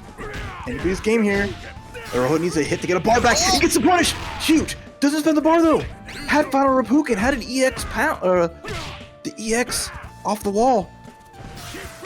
Shipukin. There's the sweep. Right back at you. Oh, the counter was smart, but the EX Shipukin in the air was what they're always going for. But if it was a button, it would have worked. Yeah. But Lokof just, you know, it was RPS at that point, and got the correct guess in the situation. Just building up enough bar blocking to able to do it. But a tough break, as like ElRojo had the hit, just didn't confirm it with resources to get the finish. Yeah, so in that situation, Geese has to go for EX wheel. He has to go for his big, you know, swipe down move because he's too far from the wall to do EX Rapukin, and he's too close, or sorry, he's too close to the corner for, too far from the wall for EX Rapukin, too close to the wall for EX Palm. So if he wants to spend meter optimally, he has to go for a very specific combo and change up what Geese's normally do for their combo, and it might have froze him up for a second long enough to not do any meter there, because it would have put him in a great spot, as you mentioned. Successfully outranging, using the snake strike just to get something going. Big hit off the wall, getting the big punch, and just punched, and Yamazaki's lights out. Censored. This is a This is a family-friendly stream, all right? Cannot show this violence. Even the zero there just covering up Yamazaki's face. Like, you don't need to see this. He ain't too pretty no more, all right? Ready? Go! Okay, build a little more. Cute. No one uses that special, and there's a good reason. It's not that good. For like a guy that can, like, that's like his tank destroying punch. It's like whatever. And whatever is right is Ralf is just set packing. All he did there was build a little bit of meter as Benimaru just ran right through him. But job's done nonetheless. Not a bad position to be in for ElRojo. Slight meter lead here. Going into second, Goenitz, like I said, character loves meter, has the anywhere juggle, loves to throw out EX tornadoes out for free because if it hits, it's a free juggle. Super value in those situations. What a low risk answer to that. So smart. Lokof knows just to do Farby. It's going to catch the teleport on landing, and now we're just dialing up the damage. ElRojo just whiffing buttons. Ugh. Best air normal in the game. When your best air normal is an air throw, there's a problem. Yeah, why it's why. Oh, gets a shadow strike though. How's the meter make this nice and simple? Oh, too far. Didn't get anything from it. Too bad. And the Nice. Not gonna kill. But great position to be in. Yeah, I like the idea there. If there was enough time and a little bit, if Lokof would have showed a little more restraint, might have got hit by it, not stuffed it out, but it was too much of an advantage for Benimaru. Yeah. Goes back down to the Geese. Gets hit by the crouch B frame trap. Crouch C, excuse me. Oh, nice mash. Never mind. Small drop. Yeah, didn't get the palm cancel. And now just dying to the blender, left, right, high lows. ElRojo had a huge opportunity. Now it's looking like it's going to be Lokof going up 2-0 as just the light combo confirmed didn't pan out. And Lokof with the perfect punish, making the most of it and doing as good as we expect. I haven't tested it myself, but it's all, I mean, considering KOF, it's almost a guarantee that Raigo would have been able to confirm off of lights, but that's generally not what you do in that situation. You generally cancel in the palm first, not only because it's added damage, but also it makes it way easier because canceling off of lights on a lot of specials and supers is timing dependent. Sometimes if you cancel it slightly too late, it will drop. So unfortunate situation for ElRojo there, but it was a good fight nonetheless, and small problems to fix in order to make your outcome a little bit better. He's rolling strong here, and honestly, how many times can we say that Lokof's Yamazaki has looked inconsequential in the set? That's Ralf freaking Jones, man, taking out Yamazaki every time. But then Benimaru shows up, and then Benimaru's just been just the linchpin of Lokof's success here. Yeah. Oh, ElRojo getting it going. Jump CD is coming through pretty consistently. These far C is going contested, and now big damage. Oh no! Oh no! Oh my god! It's a stun looking close too. Ooh. OTG. Okay, run a block. That's so good. Ooh, and then we get this is looks like an anti-air, can be one, but definitely sucks as one. But ElRojo committed. Right button for the right time. All right. Well, okay. ElRojo is a flame that will not be so easily snuffed. Gets the crouch C confirmed. We're going to the corner. Nice cross up. But now you're in the danger zone. Never mind. Wakes up, rolls away the overhead whiff, and it's a full crouch C. Oh, the combo! The punch is so much advantage. It just keeps hitting. Lokof just said, I don't need to block this. It's Ralf. What's it gonna do? Swing a bunch of mids at me? He's gonna just punch me? Yes, he is. He's gonna punch the hell out of you. That was so fast. Dude, you get these games, it doesn't matter who you are. You get these games when you play against a Ralf player where they hit every 2C in a game and you just go, guess it happened. It happened. Dude, it happens to everybody. It's just every 2C hits, and you just go. All right, next This game. is my life now. No, he punched a hole through that entire team. Like everything just landed, and it was with full confidence of just saying, "I am going to punch you. This fist will meet your face, and there's nothing you can do about it. I'm going to get at least one game." So with that, ElRojo with the sign of life, the fire still burns. But it's going to be Geese going up, and Yamazaki has finally been relegated to the end because Ralf has just been destroying him that bad. Yeah, avoiding that matchup as much as possible, but maybe ElRojo can force it again if he gets through the team as quickly as he did. Nice anti-air 2D there, perfect spacing for that. And Lokof getting the reward for the Oki. Harder to just swing against Geese. Yeah. Geese can crouch under the far C and get a sweep.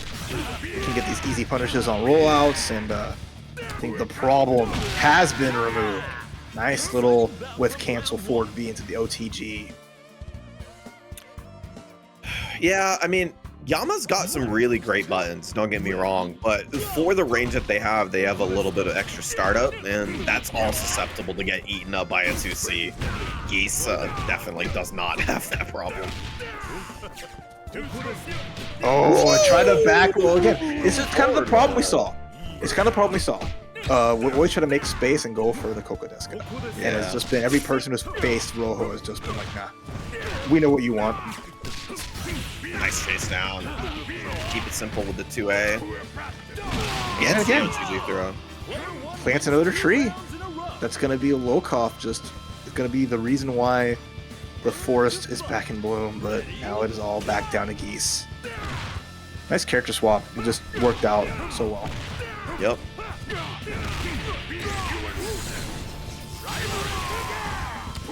All right, give him a taste of own medicine. We're still gonna need one more light confirm, or just throw out pumps. Didn't go for final Rapukin, believes they don't need it, but oh no. So good, man. Just being able to throw out a fireball instead, being able to bait parries out or wake up throws. And speaking of throws, one will be enough to do it. The jump over, the palm, the chip, and Lokof. 3-1, eliminating ElRojo. But ElRojo taking third place with an amazing run, an amazing Ralf, and the squad really putting For this game right now. And we got one more coming up soon, y'all. Vice and Mature are going to come up to mix things up with our final big patch. Well, final big patch of KOF15 before we enter the City of the Wolves. But KOF will never be going anywhere. It'll always be in our hearts. And our grand finals here will light our hearts ablaze. Lokof and losers, Reno and winners. Can Lokof find the reset and scrape a win over Reno, keep it clean, and reign supreme? Here we go. Reno going with the business team. This is the team that we know and love from him. Playing that Heidern on second. Alright, already. Reno starting to find a little bit of hits and has the bar. This is where the party can really start. Luckily, Lokof didn't build the meter, so Reno didn't die immediately there. Gets a grab, and now is down to just a pixel. What a run of grab. That wasn't even a back roll. It was just Lokof just blocking. Just waiting. Yeah, 2 times in a row trying to read that back roll, but still got the throw nonetheless. But Lokof able to take the first character. I just love that. You were literally up in like Benimaru's face, pushing him backwards, and then gets the grab. That's a amount of restraint that Lokof has. Yeah. Any other player would try to throw at that point. Oh, almost some extra credit. Yeah, a little bit too far for the eye. I ain't got time to jump out. I'm gonna run up DP, clear the fireball. That was absolutely stellar. Oh my god. Yeah. Commander. All right. Interesting. Relax. Relax, Lokof. This is what like total freedom looks like. Yeah. This is Gear 5 Benimaru. He's just doing anything he wants. It doesn't matter.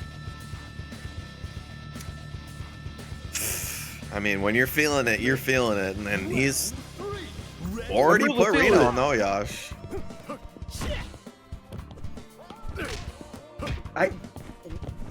This emote that's Lokof's. I don't even. Why is it a melon person? I don't even know.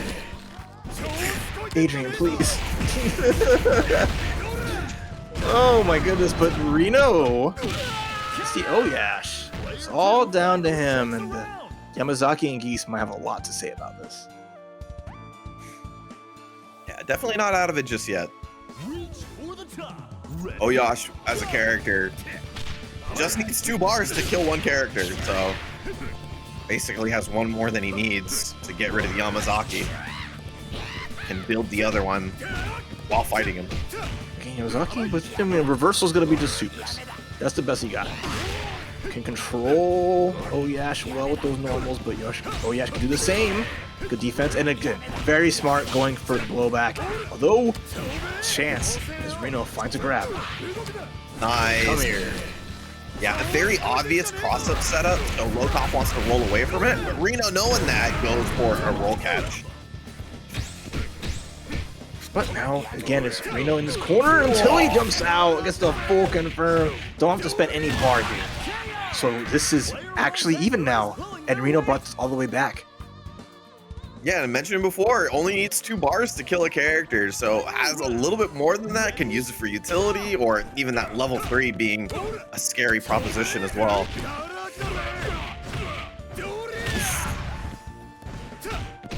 Right, again, relentless, gets the throw. Again, you cannot, you have to jump that command grab, or backdash. You cannot swing into it, because O.Yash just does not care. Almost anything kills at this point, but nice confirmed Lokof. Could have been it! Tried the max mode! Yeah, try it. Wanted a forward A or a forward B. Yeah. But still got the max mode. But the command grab. It's dead still. Level 2, and we have a Dead climax. Even with scaling.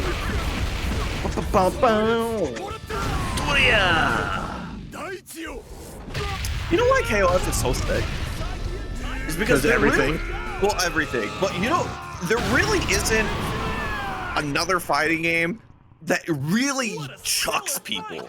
Like, the characters get thrown in this game. You know what I mean? Did you see what happened to Geese at the end there?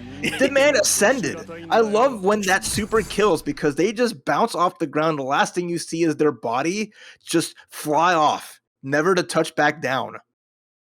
Everyone just literally ascends after they just get power bombed to death, straight to heaven. It's amazing. That's why O.Yash is such a fan favorite, because, dude, you gotta love a character that just throws people. Yeah, it's a blessing, man. Like, yeah, that's why Clark is so hype. Unless you're getting grabbed, then you might be like, but watching him, hell yeah. Watching him, great. Playing against him, less great. Alright, swinging a whiff. No DP for you today. And right now, this pressure, Lokof just, now we're just kicking. Everyone just press those Bs. Let's go. Yeah, far B really good, but usually negative on hit for its space control. And catches the back roll, excuse me. Nice jump B forward and a good lead for Lokof, but I can only say good lead so many times before Reno comes through and just says, nah. You know, that being said, like, I've seen great leads fall to the Heidern on top of which, right? Just, Reno's so good at not overextending. He's just willing to play this down back playstyle that Heidern's normally used to playing. Just ready. Just trying to chop at him little by little. But you're playing Lokof's game. Lokof's in full control. Even with, like, the reversals, that means you're playing reactionary. Reno has not had a chance to start offense. How much meter had to be spent not to get guard crushed? Oh, it's Kbzon. Did have the meter for a wheel, but still gets them life back and gets to set up. Ooh, again. Second time where he's just clearing the slashes. Beautiful. Dude, how do you get those on deck like that? Ugh. That's hard. I mean, it's hard to reaction anything with like to fireballs in this game, especially online. But he is doing it with a DP running up beforehand. Just recognizes I have the execution and the timing with a DP that just kind of stays vertical. It's so cool. But this is a little bit better than last time, right? We didn't see Heidern get to play. It was immediately down to O.Yash. And I think it's going to be down to O.Yash again. Doesn't have the meter to spend it, but it's a tough spot for Reno because you can't really throw fireballs. And Lokof is just ready to exactly scout it out, make it count. His fireball is very good, but because it's a flash kick style fireball, it does have quite a bit more recovery than some of the other ones. And good read from Lokof there. But game's not over, as you saw in game 1. Okay. Same side setup this time. Jump A, I'm in. On Yamazaki's door. Oh, and that's a meter wasted. The Shadow Strike gets stuffed. Lokof had the right idea, just again, the timing just a little off. And remember, Shadow Strike can give you a half-bar refund on a hit, so when it doesn't, losing that whole bar really hurts. Okay, run up crouch C. Lokof's lead extending. Reno hasn't had a chance to use the bars, not landed a grab, not clean hit yet. Nice.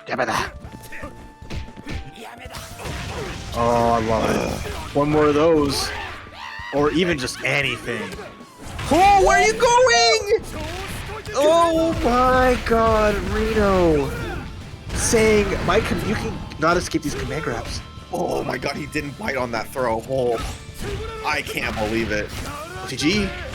I mean, you gotta do what you can. 14 seconds left.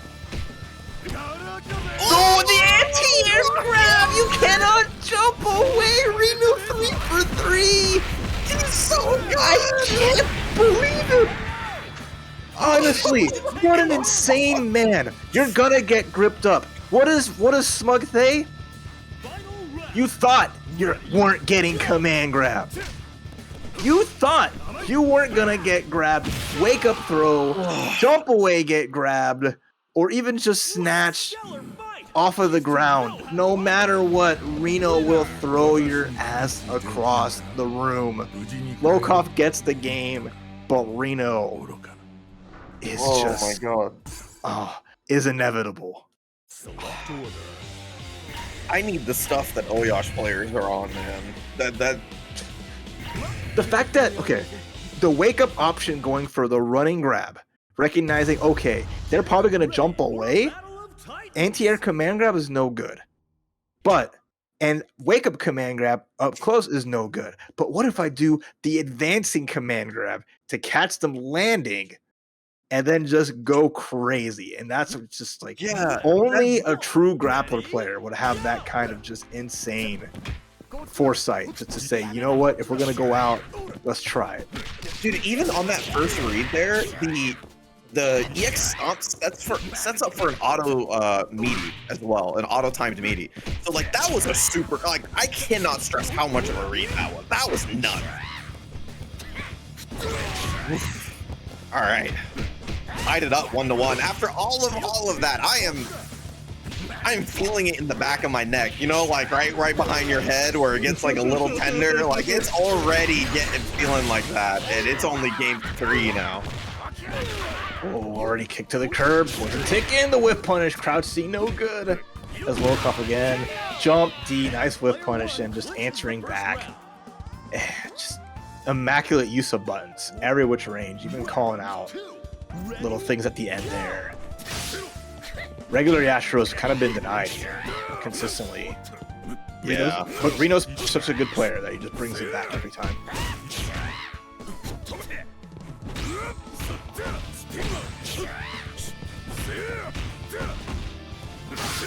Okay, nice. Guess he no jumps. Keep your butt back in this corner. I love that throw. The way he like finesses you. And oh, wait a minute. Activate. That's so good. Spin the wheel. Yep. Very nice cleanup there for the Heidern. Had to spend a little bit, but won't mind. Especially a character like Heidern, who does get to throw out a lot of specials out in neutral. Gonna build that meter back quite quickly, but that's 3 bars from Lokof, so gotta make sure you don't get hit. Gonna use those EX slashers also to lock him down. Nice crouch A. Again, it's got like the range of old crouch A from our friend K49, but not as toxic. You're not gonna get like as much damage and shenanigans off of it, but like it is just one of the biggest checks. Yeah. Good position for Lokof here. Oof. He's just like, no, stop. This is the no zone. Oh. So you do an EX move slash. Yeah, gonna have one more chance here, but not a lot of health to work with. Yeah, and then frame trap with the 2C. Okay. Once more, O.Yashiro takes the stage. Will Lokof be turned into a walking clip machine, or can Reno keep the game plan just straightforward and not have to go for too many shenanigans? Yeah, playing a little bit more reserved this time. He's looking for his moment. Of course, jump A. Oh, not as good as that normal though. Alright, trying to just match Benimaru button for button, airfill again. I keep saying it. Best air normal in the game. Oh, transfer with punish, no good. Reno does not want to get hit by a trade combo off of off the lightning. Right, Jinkin coming through. Both players playing safe. Nice, finds the hit off the low. Lokof standing up, gets snatched up. And once more going to the doll factory.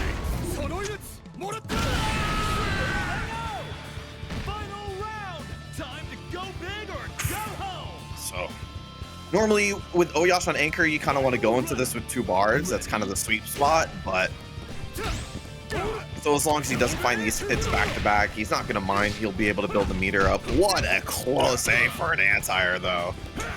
Crouch C's good. Meter is huge for Lokof. Has everything they could ever hope for right now, but will Reno give it to him? I say palm, but far B connects. Lokof may go for a counter there. Next time, just to catch the foot and get a full confirm. But that still has its own problems, as if Reno gets a whip punish into activation, could be huge! Nice frame trap! Knock, knock, open up the door, it's real! Alright. It's not entirely safe, though. You gotta worry about the rock and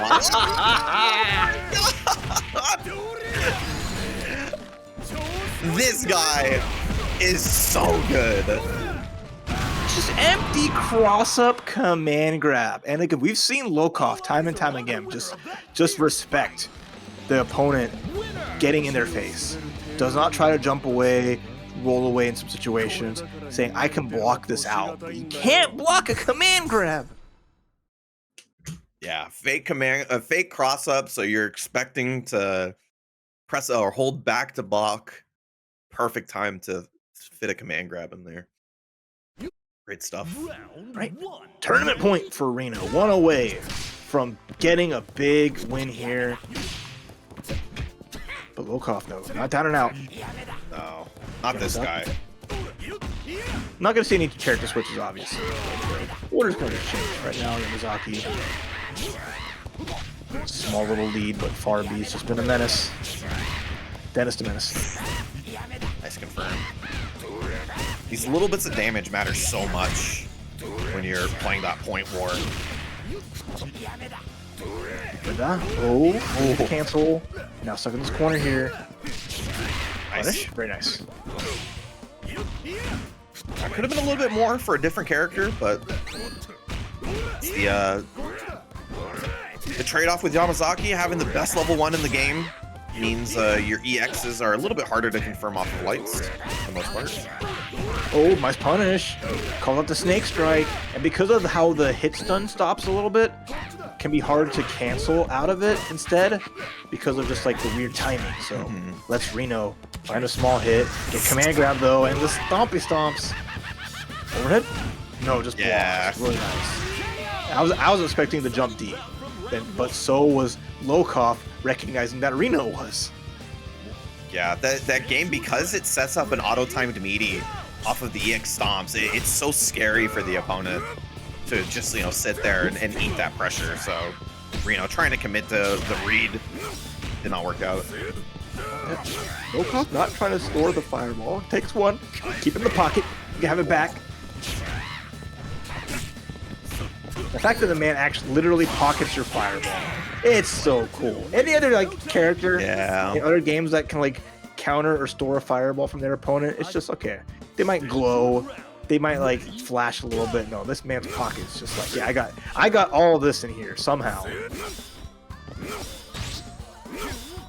I need to know who makes those pants. I need to know. Those seem like they can withstand anything.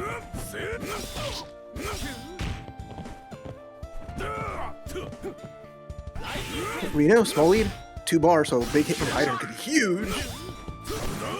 Oh, tried to get the anti-air. Punish first troubles with an EX command grab.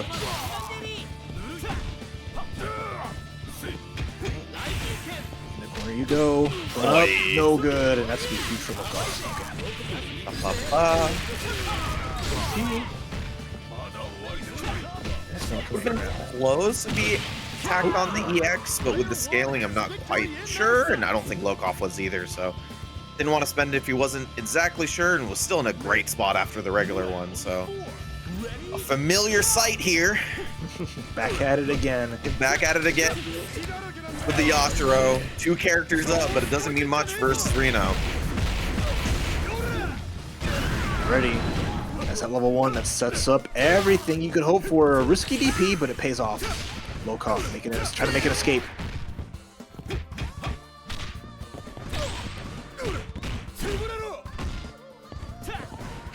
Okay, jump deep, trade. Reno's happy with that.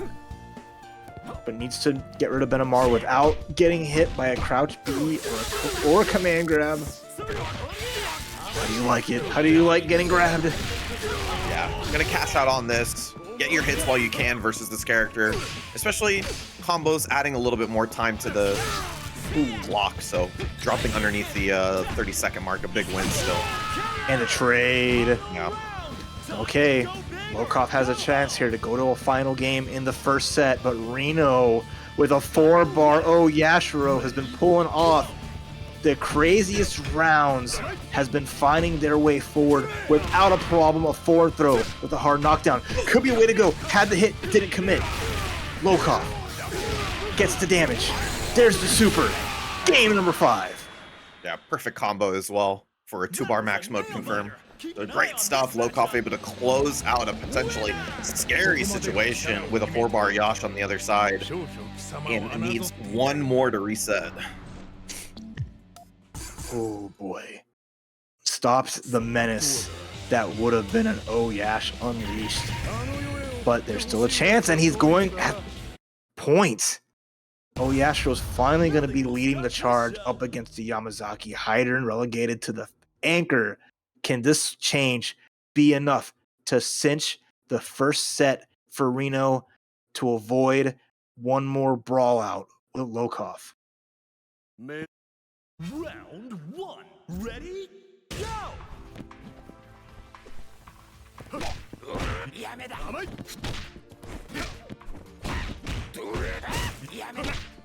Okay. Battle of just the points. Going out these normals, getting their kicks in, getting our licks in.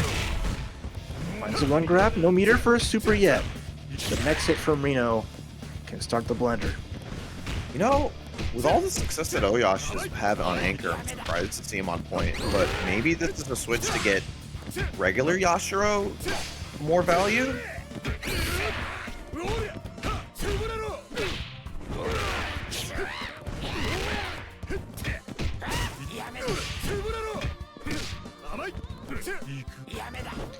Now we're just doing the dance.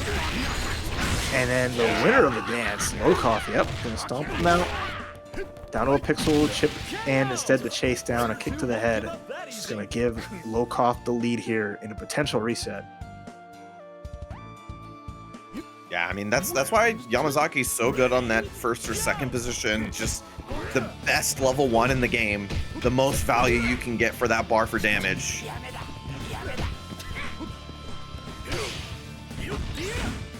And in the meantime, you have crazy specials, great long-range normals.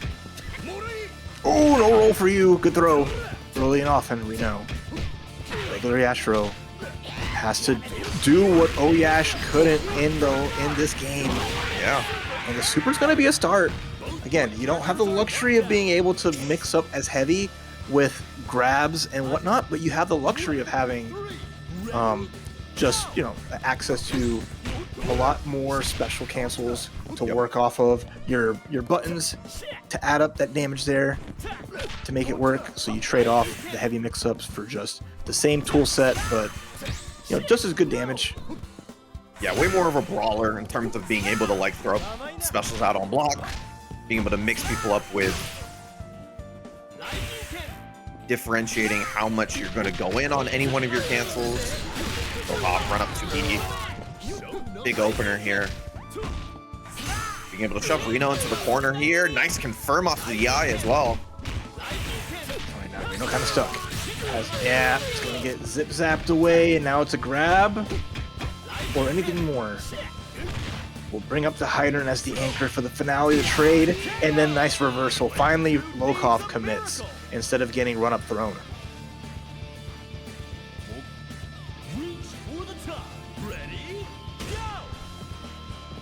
Anchor Heidern, not usually where we see the character for Reno, but Reno is the type of player who's willing to down back, use all 3 bars here for EX Moon Slashers.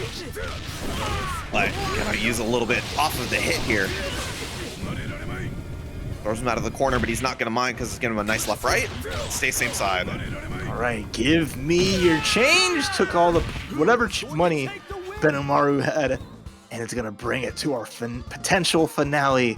Reset point or tournament point. Lokof or Reno, y'all. Who do you want going forward? Do you want to see more and you want us to bleed over into Grand Blue time, or do you want this to end here and now? Let's go.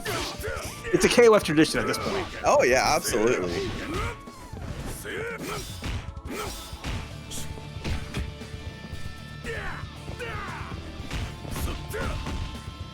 All right, couple seconds in. No significant hits yet for either player, but Lokof keeping Reno in the corner. Reno out.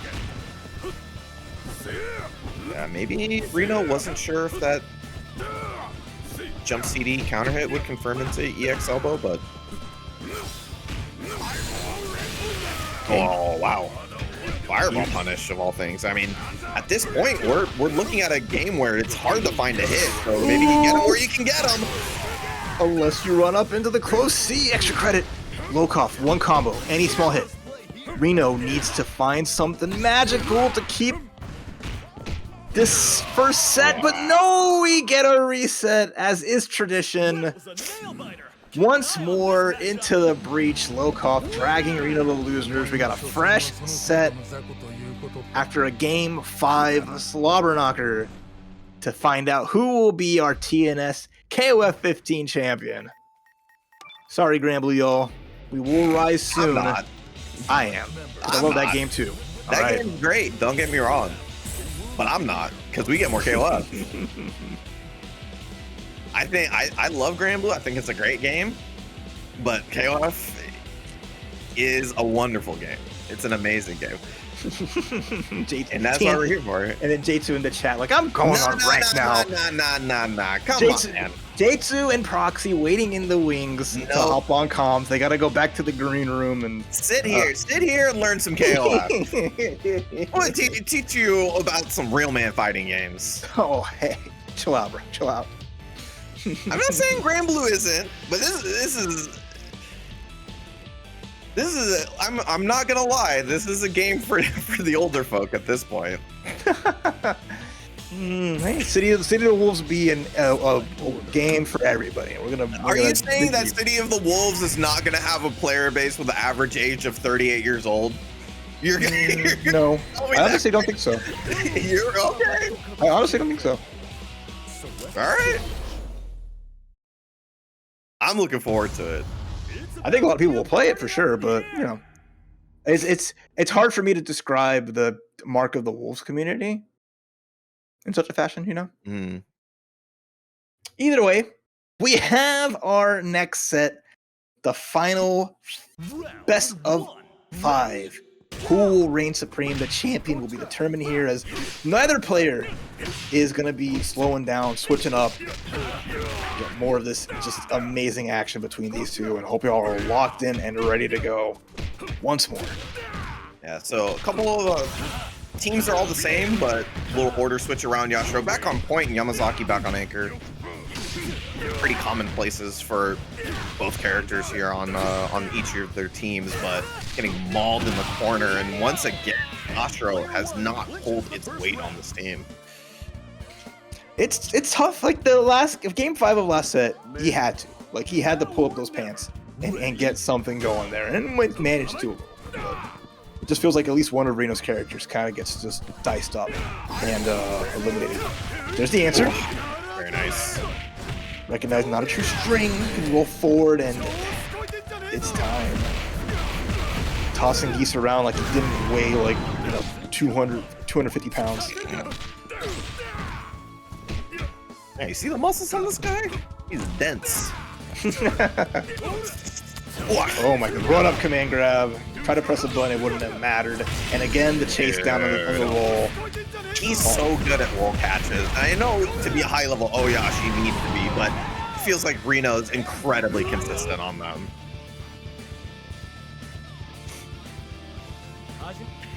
Reach for the top. Ready? Go! Alright, let's see what we do here.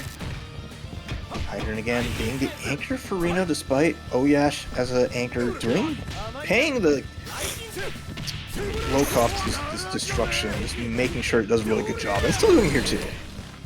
He's probably fine, because that means Heidern can deal with whatever Lokof tries to put in.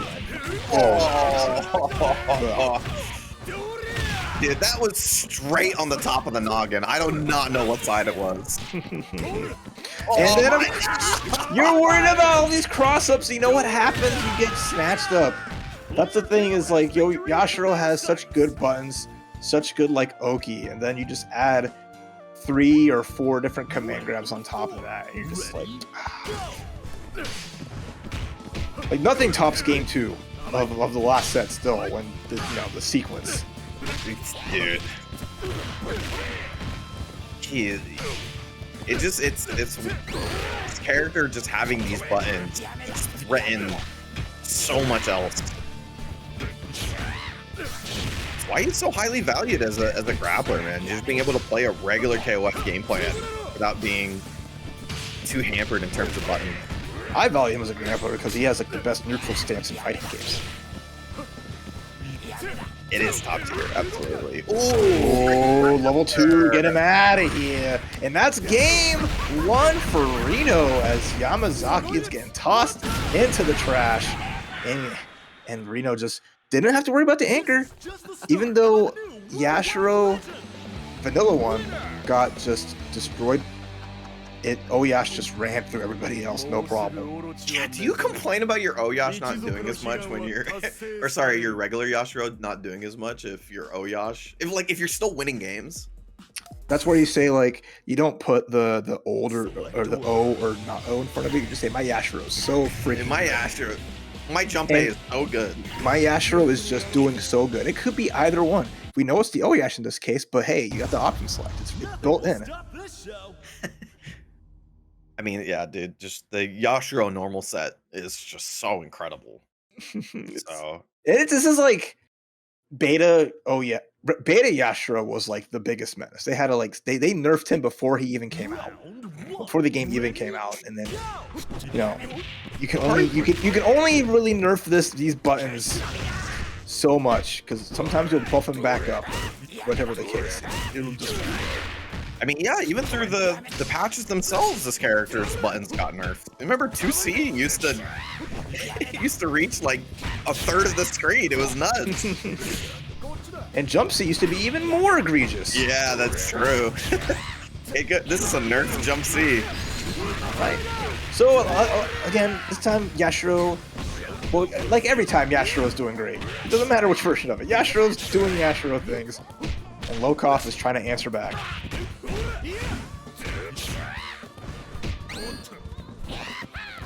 to roll forward. The counter hits. Oh, that's it. Stomps. No, just a little bit short of the lethal damage. Back roll to avoid the chip too. That's a jump with the throw. I like that from Lokof. Yeah, good Literally reaction. kicking Yashiro to the curb. Yeah, high-level players are so good at reacting to a high light jump normal and doing throw immediately. With one frame throws, it's such a good tool. Get a one frame throws. Whoop. Scaling doesn't even matter. We'll spend what we need to. We don't have an Ash to worry about to save meter for. All right, we are content to just use everything to just do what we can and eliminate Lokof as fast as possible. Lokof back to Benimaru. Yeah, Not too bars. it's a good version of this team putting O.Yash second. Just being able to spend any meter that he wants because he knows that the Heidern doesn't need any meter that he gets is just going to be extra for him. So spend what you can, get the kills, and then leave Heidern to clean up whatever you can. Oh, and there you go. I love that. The amount of frames of advantage, right, on the close A and enabling that sequence. This little string into the full, just combo confirm, but the answer back denying the cross up. Cross up TP, very nice from Lokof. It's so scary. That just close A into run up close A is just the most frightening pressure. Anyone would break. Yeah, finally fitting that EXDP in, or sorry, command grab. Like we were mentioning before, it's the time you forget that Benny has an EX command grab is when he goes for it. Oh, the jump over, but doesn't get anything from it. And then just immediate Tiger Knee EX Raijinken lands. Because, like, that's cool because that version of it stops all momentum and he just falls right back down. Yep. Yeah, super good Oki tool there, especially you get to place it outside of the majority of the wake-up options. Again, trying to throw Heidern's Firewall against Lokof. Not a good idea. And what a space! Oh, perfect spacing. Well, it's because, like, Benimaru reels back just a little smidge when he does the Raijinken, so it avoided the slash. At the very least, Reno's getting a good chunk of life back. Yes. But still. Not only from the Stormbringer, but also because he's over the 42-second mark, so full 300 health back. Final round. Ready?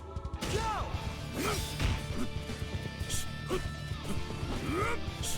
Alright. Reno trying to go up 2-0 here. Lokof wants to get on the board. Owl Tosser tossing $1 our way. Thank you so much. And right now, Geese getting tossed up, and here's the knockdown. Ooh, same side. Yeah, I love faking the jump in. Worried about that EX parry, but didn't get the reward off of it. Lokof taking a life lead now. Only needs one more hit. Oh, the trade! I don't like the trades, and the back roll gets caught. Hop over Shippuken. Cat lingering for so long. 1-1 here, folks. I think we're gonna have that full set. We're gonna give Sammy what he wants. All the KO. We're gonna give y'all what you want. All encompassing. It's always funny because I'm usually the only person who's ready for all 10 games of KOF. And it happens more often than I think any game should. For some reason, KOF feels like it goes to 10 more than other games. It's because it's explicitly a non-tag team game. Because if it was CVS2, be the same way at like a high level. We have it here for KOF. If it was a tag game, then like whatever. First to 3, we're out of it. Yeah. KOF though, we're gonna go to 5 games. It's just the universe mandates it. I grew up on watching CVS2 VODs. The length of game here is right at home for me.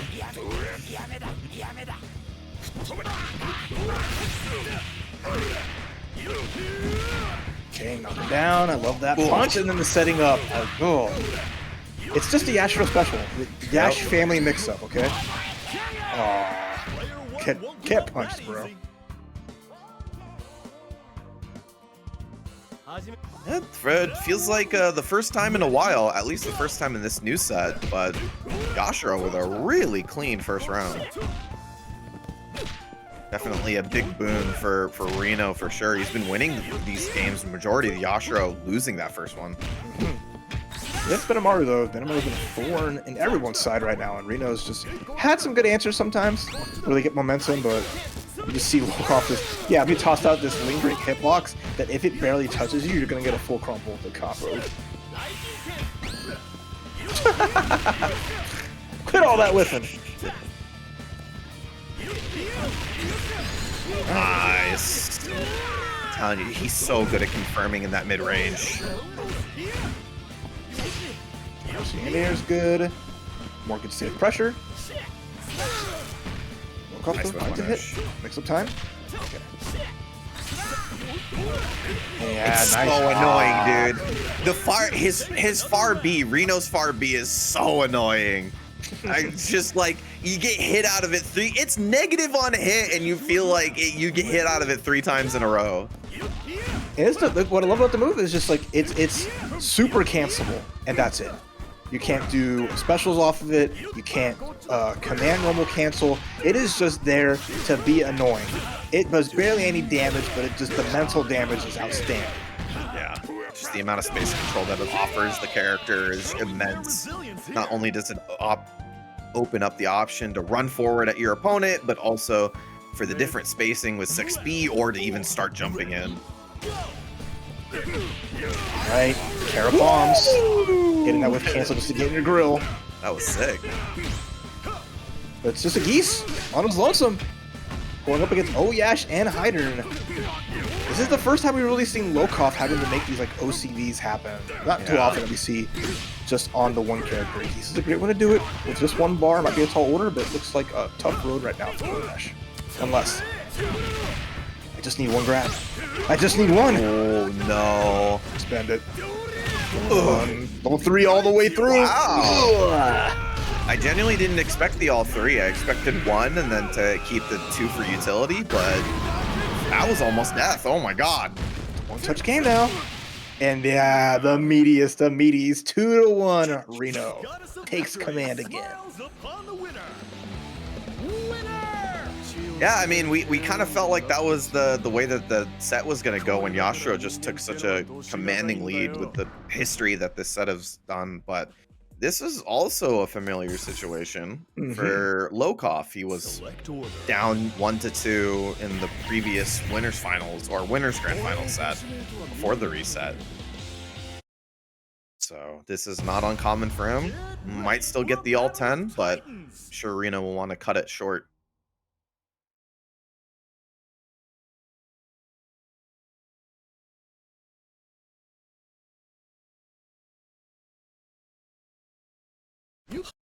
Round 1. Ready?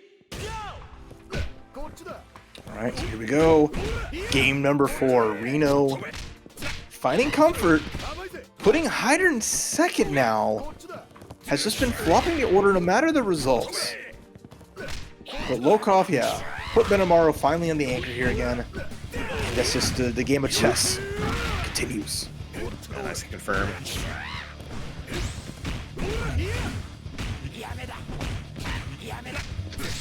Okay. There you go. Trying to find an answer to the far B's, right? Might as well try far A, but you know what? Jump C is a menace. No, the hardest thing about figuring out what to do after far B is not the fact that you know it's negative on hit, is that you have to react to how fast it is. Like the overall frames of the move is so little. Yeah, exactly. Even if he does like a little spin, you know. He tried to kill him! Oh my god! Hey, still got a chance! With a little bit of life left. Working their way forward, but there's no more meter here, yeah. If that was maybe the anti-air one and let it rip a little early, it might have hit, but I think Lokof was just trying to build whatever bar they could there. Yeah, so that EX double returns a throw bait setup. So if he tries to go for a throw, he straight up dies. I mean, Lokof in general likes to mix up that situation a lot more than other players do. Like most Yamazaki players are either go for the auto-timed meaty or go for the safe jump setup. For the most part, Lokof likes to really mix up the options there. Right. Back down to the secondaries for both players here. Ooh, I'd say even until that jump in confirm just comes right through, and now Lokof just wants to make this another game 5 just so we can continue tradition.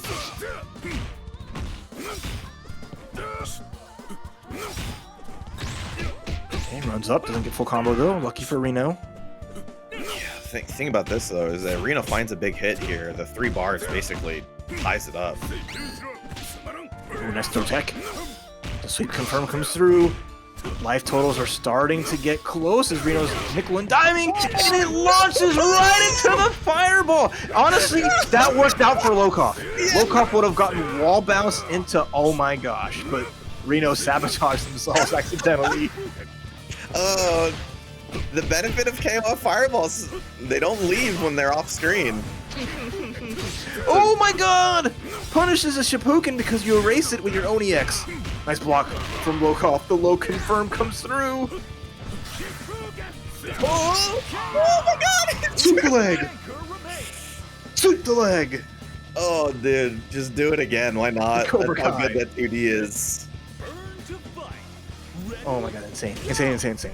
Down to O.Yash one more time. If Reno can pull this through, they can get the win here, but Lokof with a character and a little bit of Geese. Nice.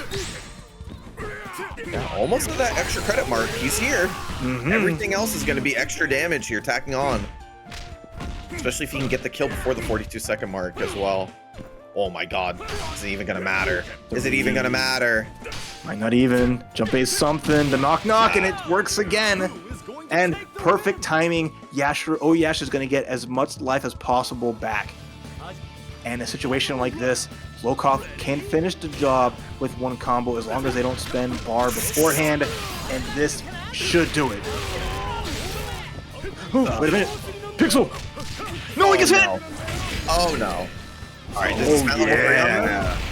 You have to. No. Ops to not.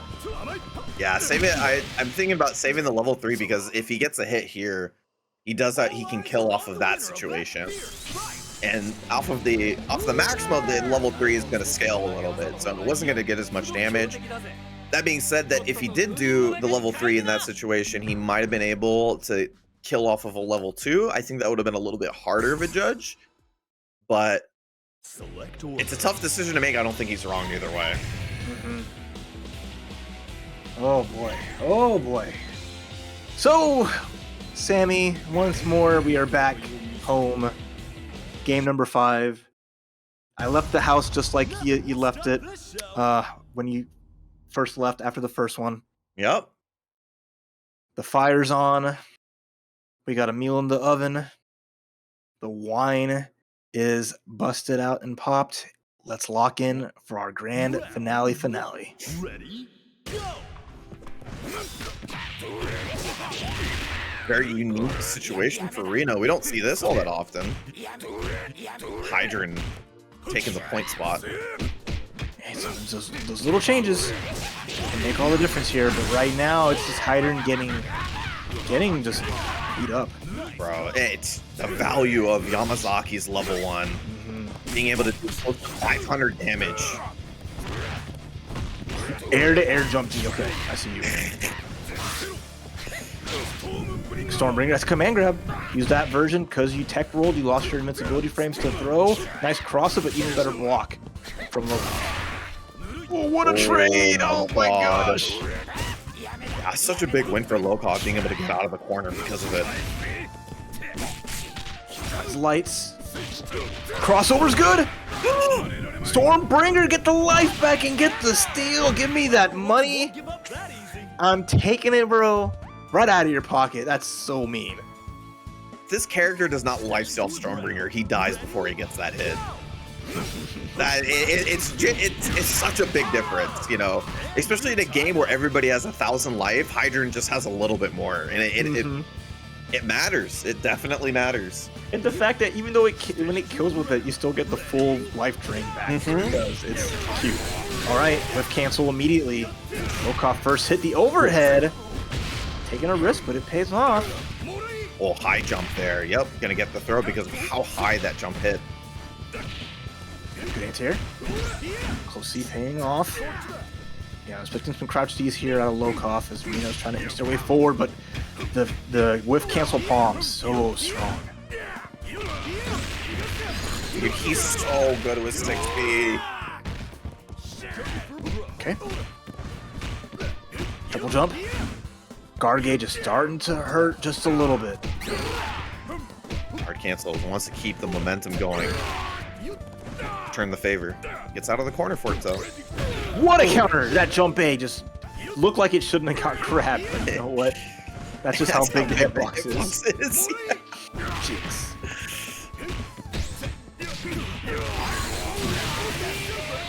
Nice Final confirm. As I mentioned before, man, Lokof and losers is a different beast.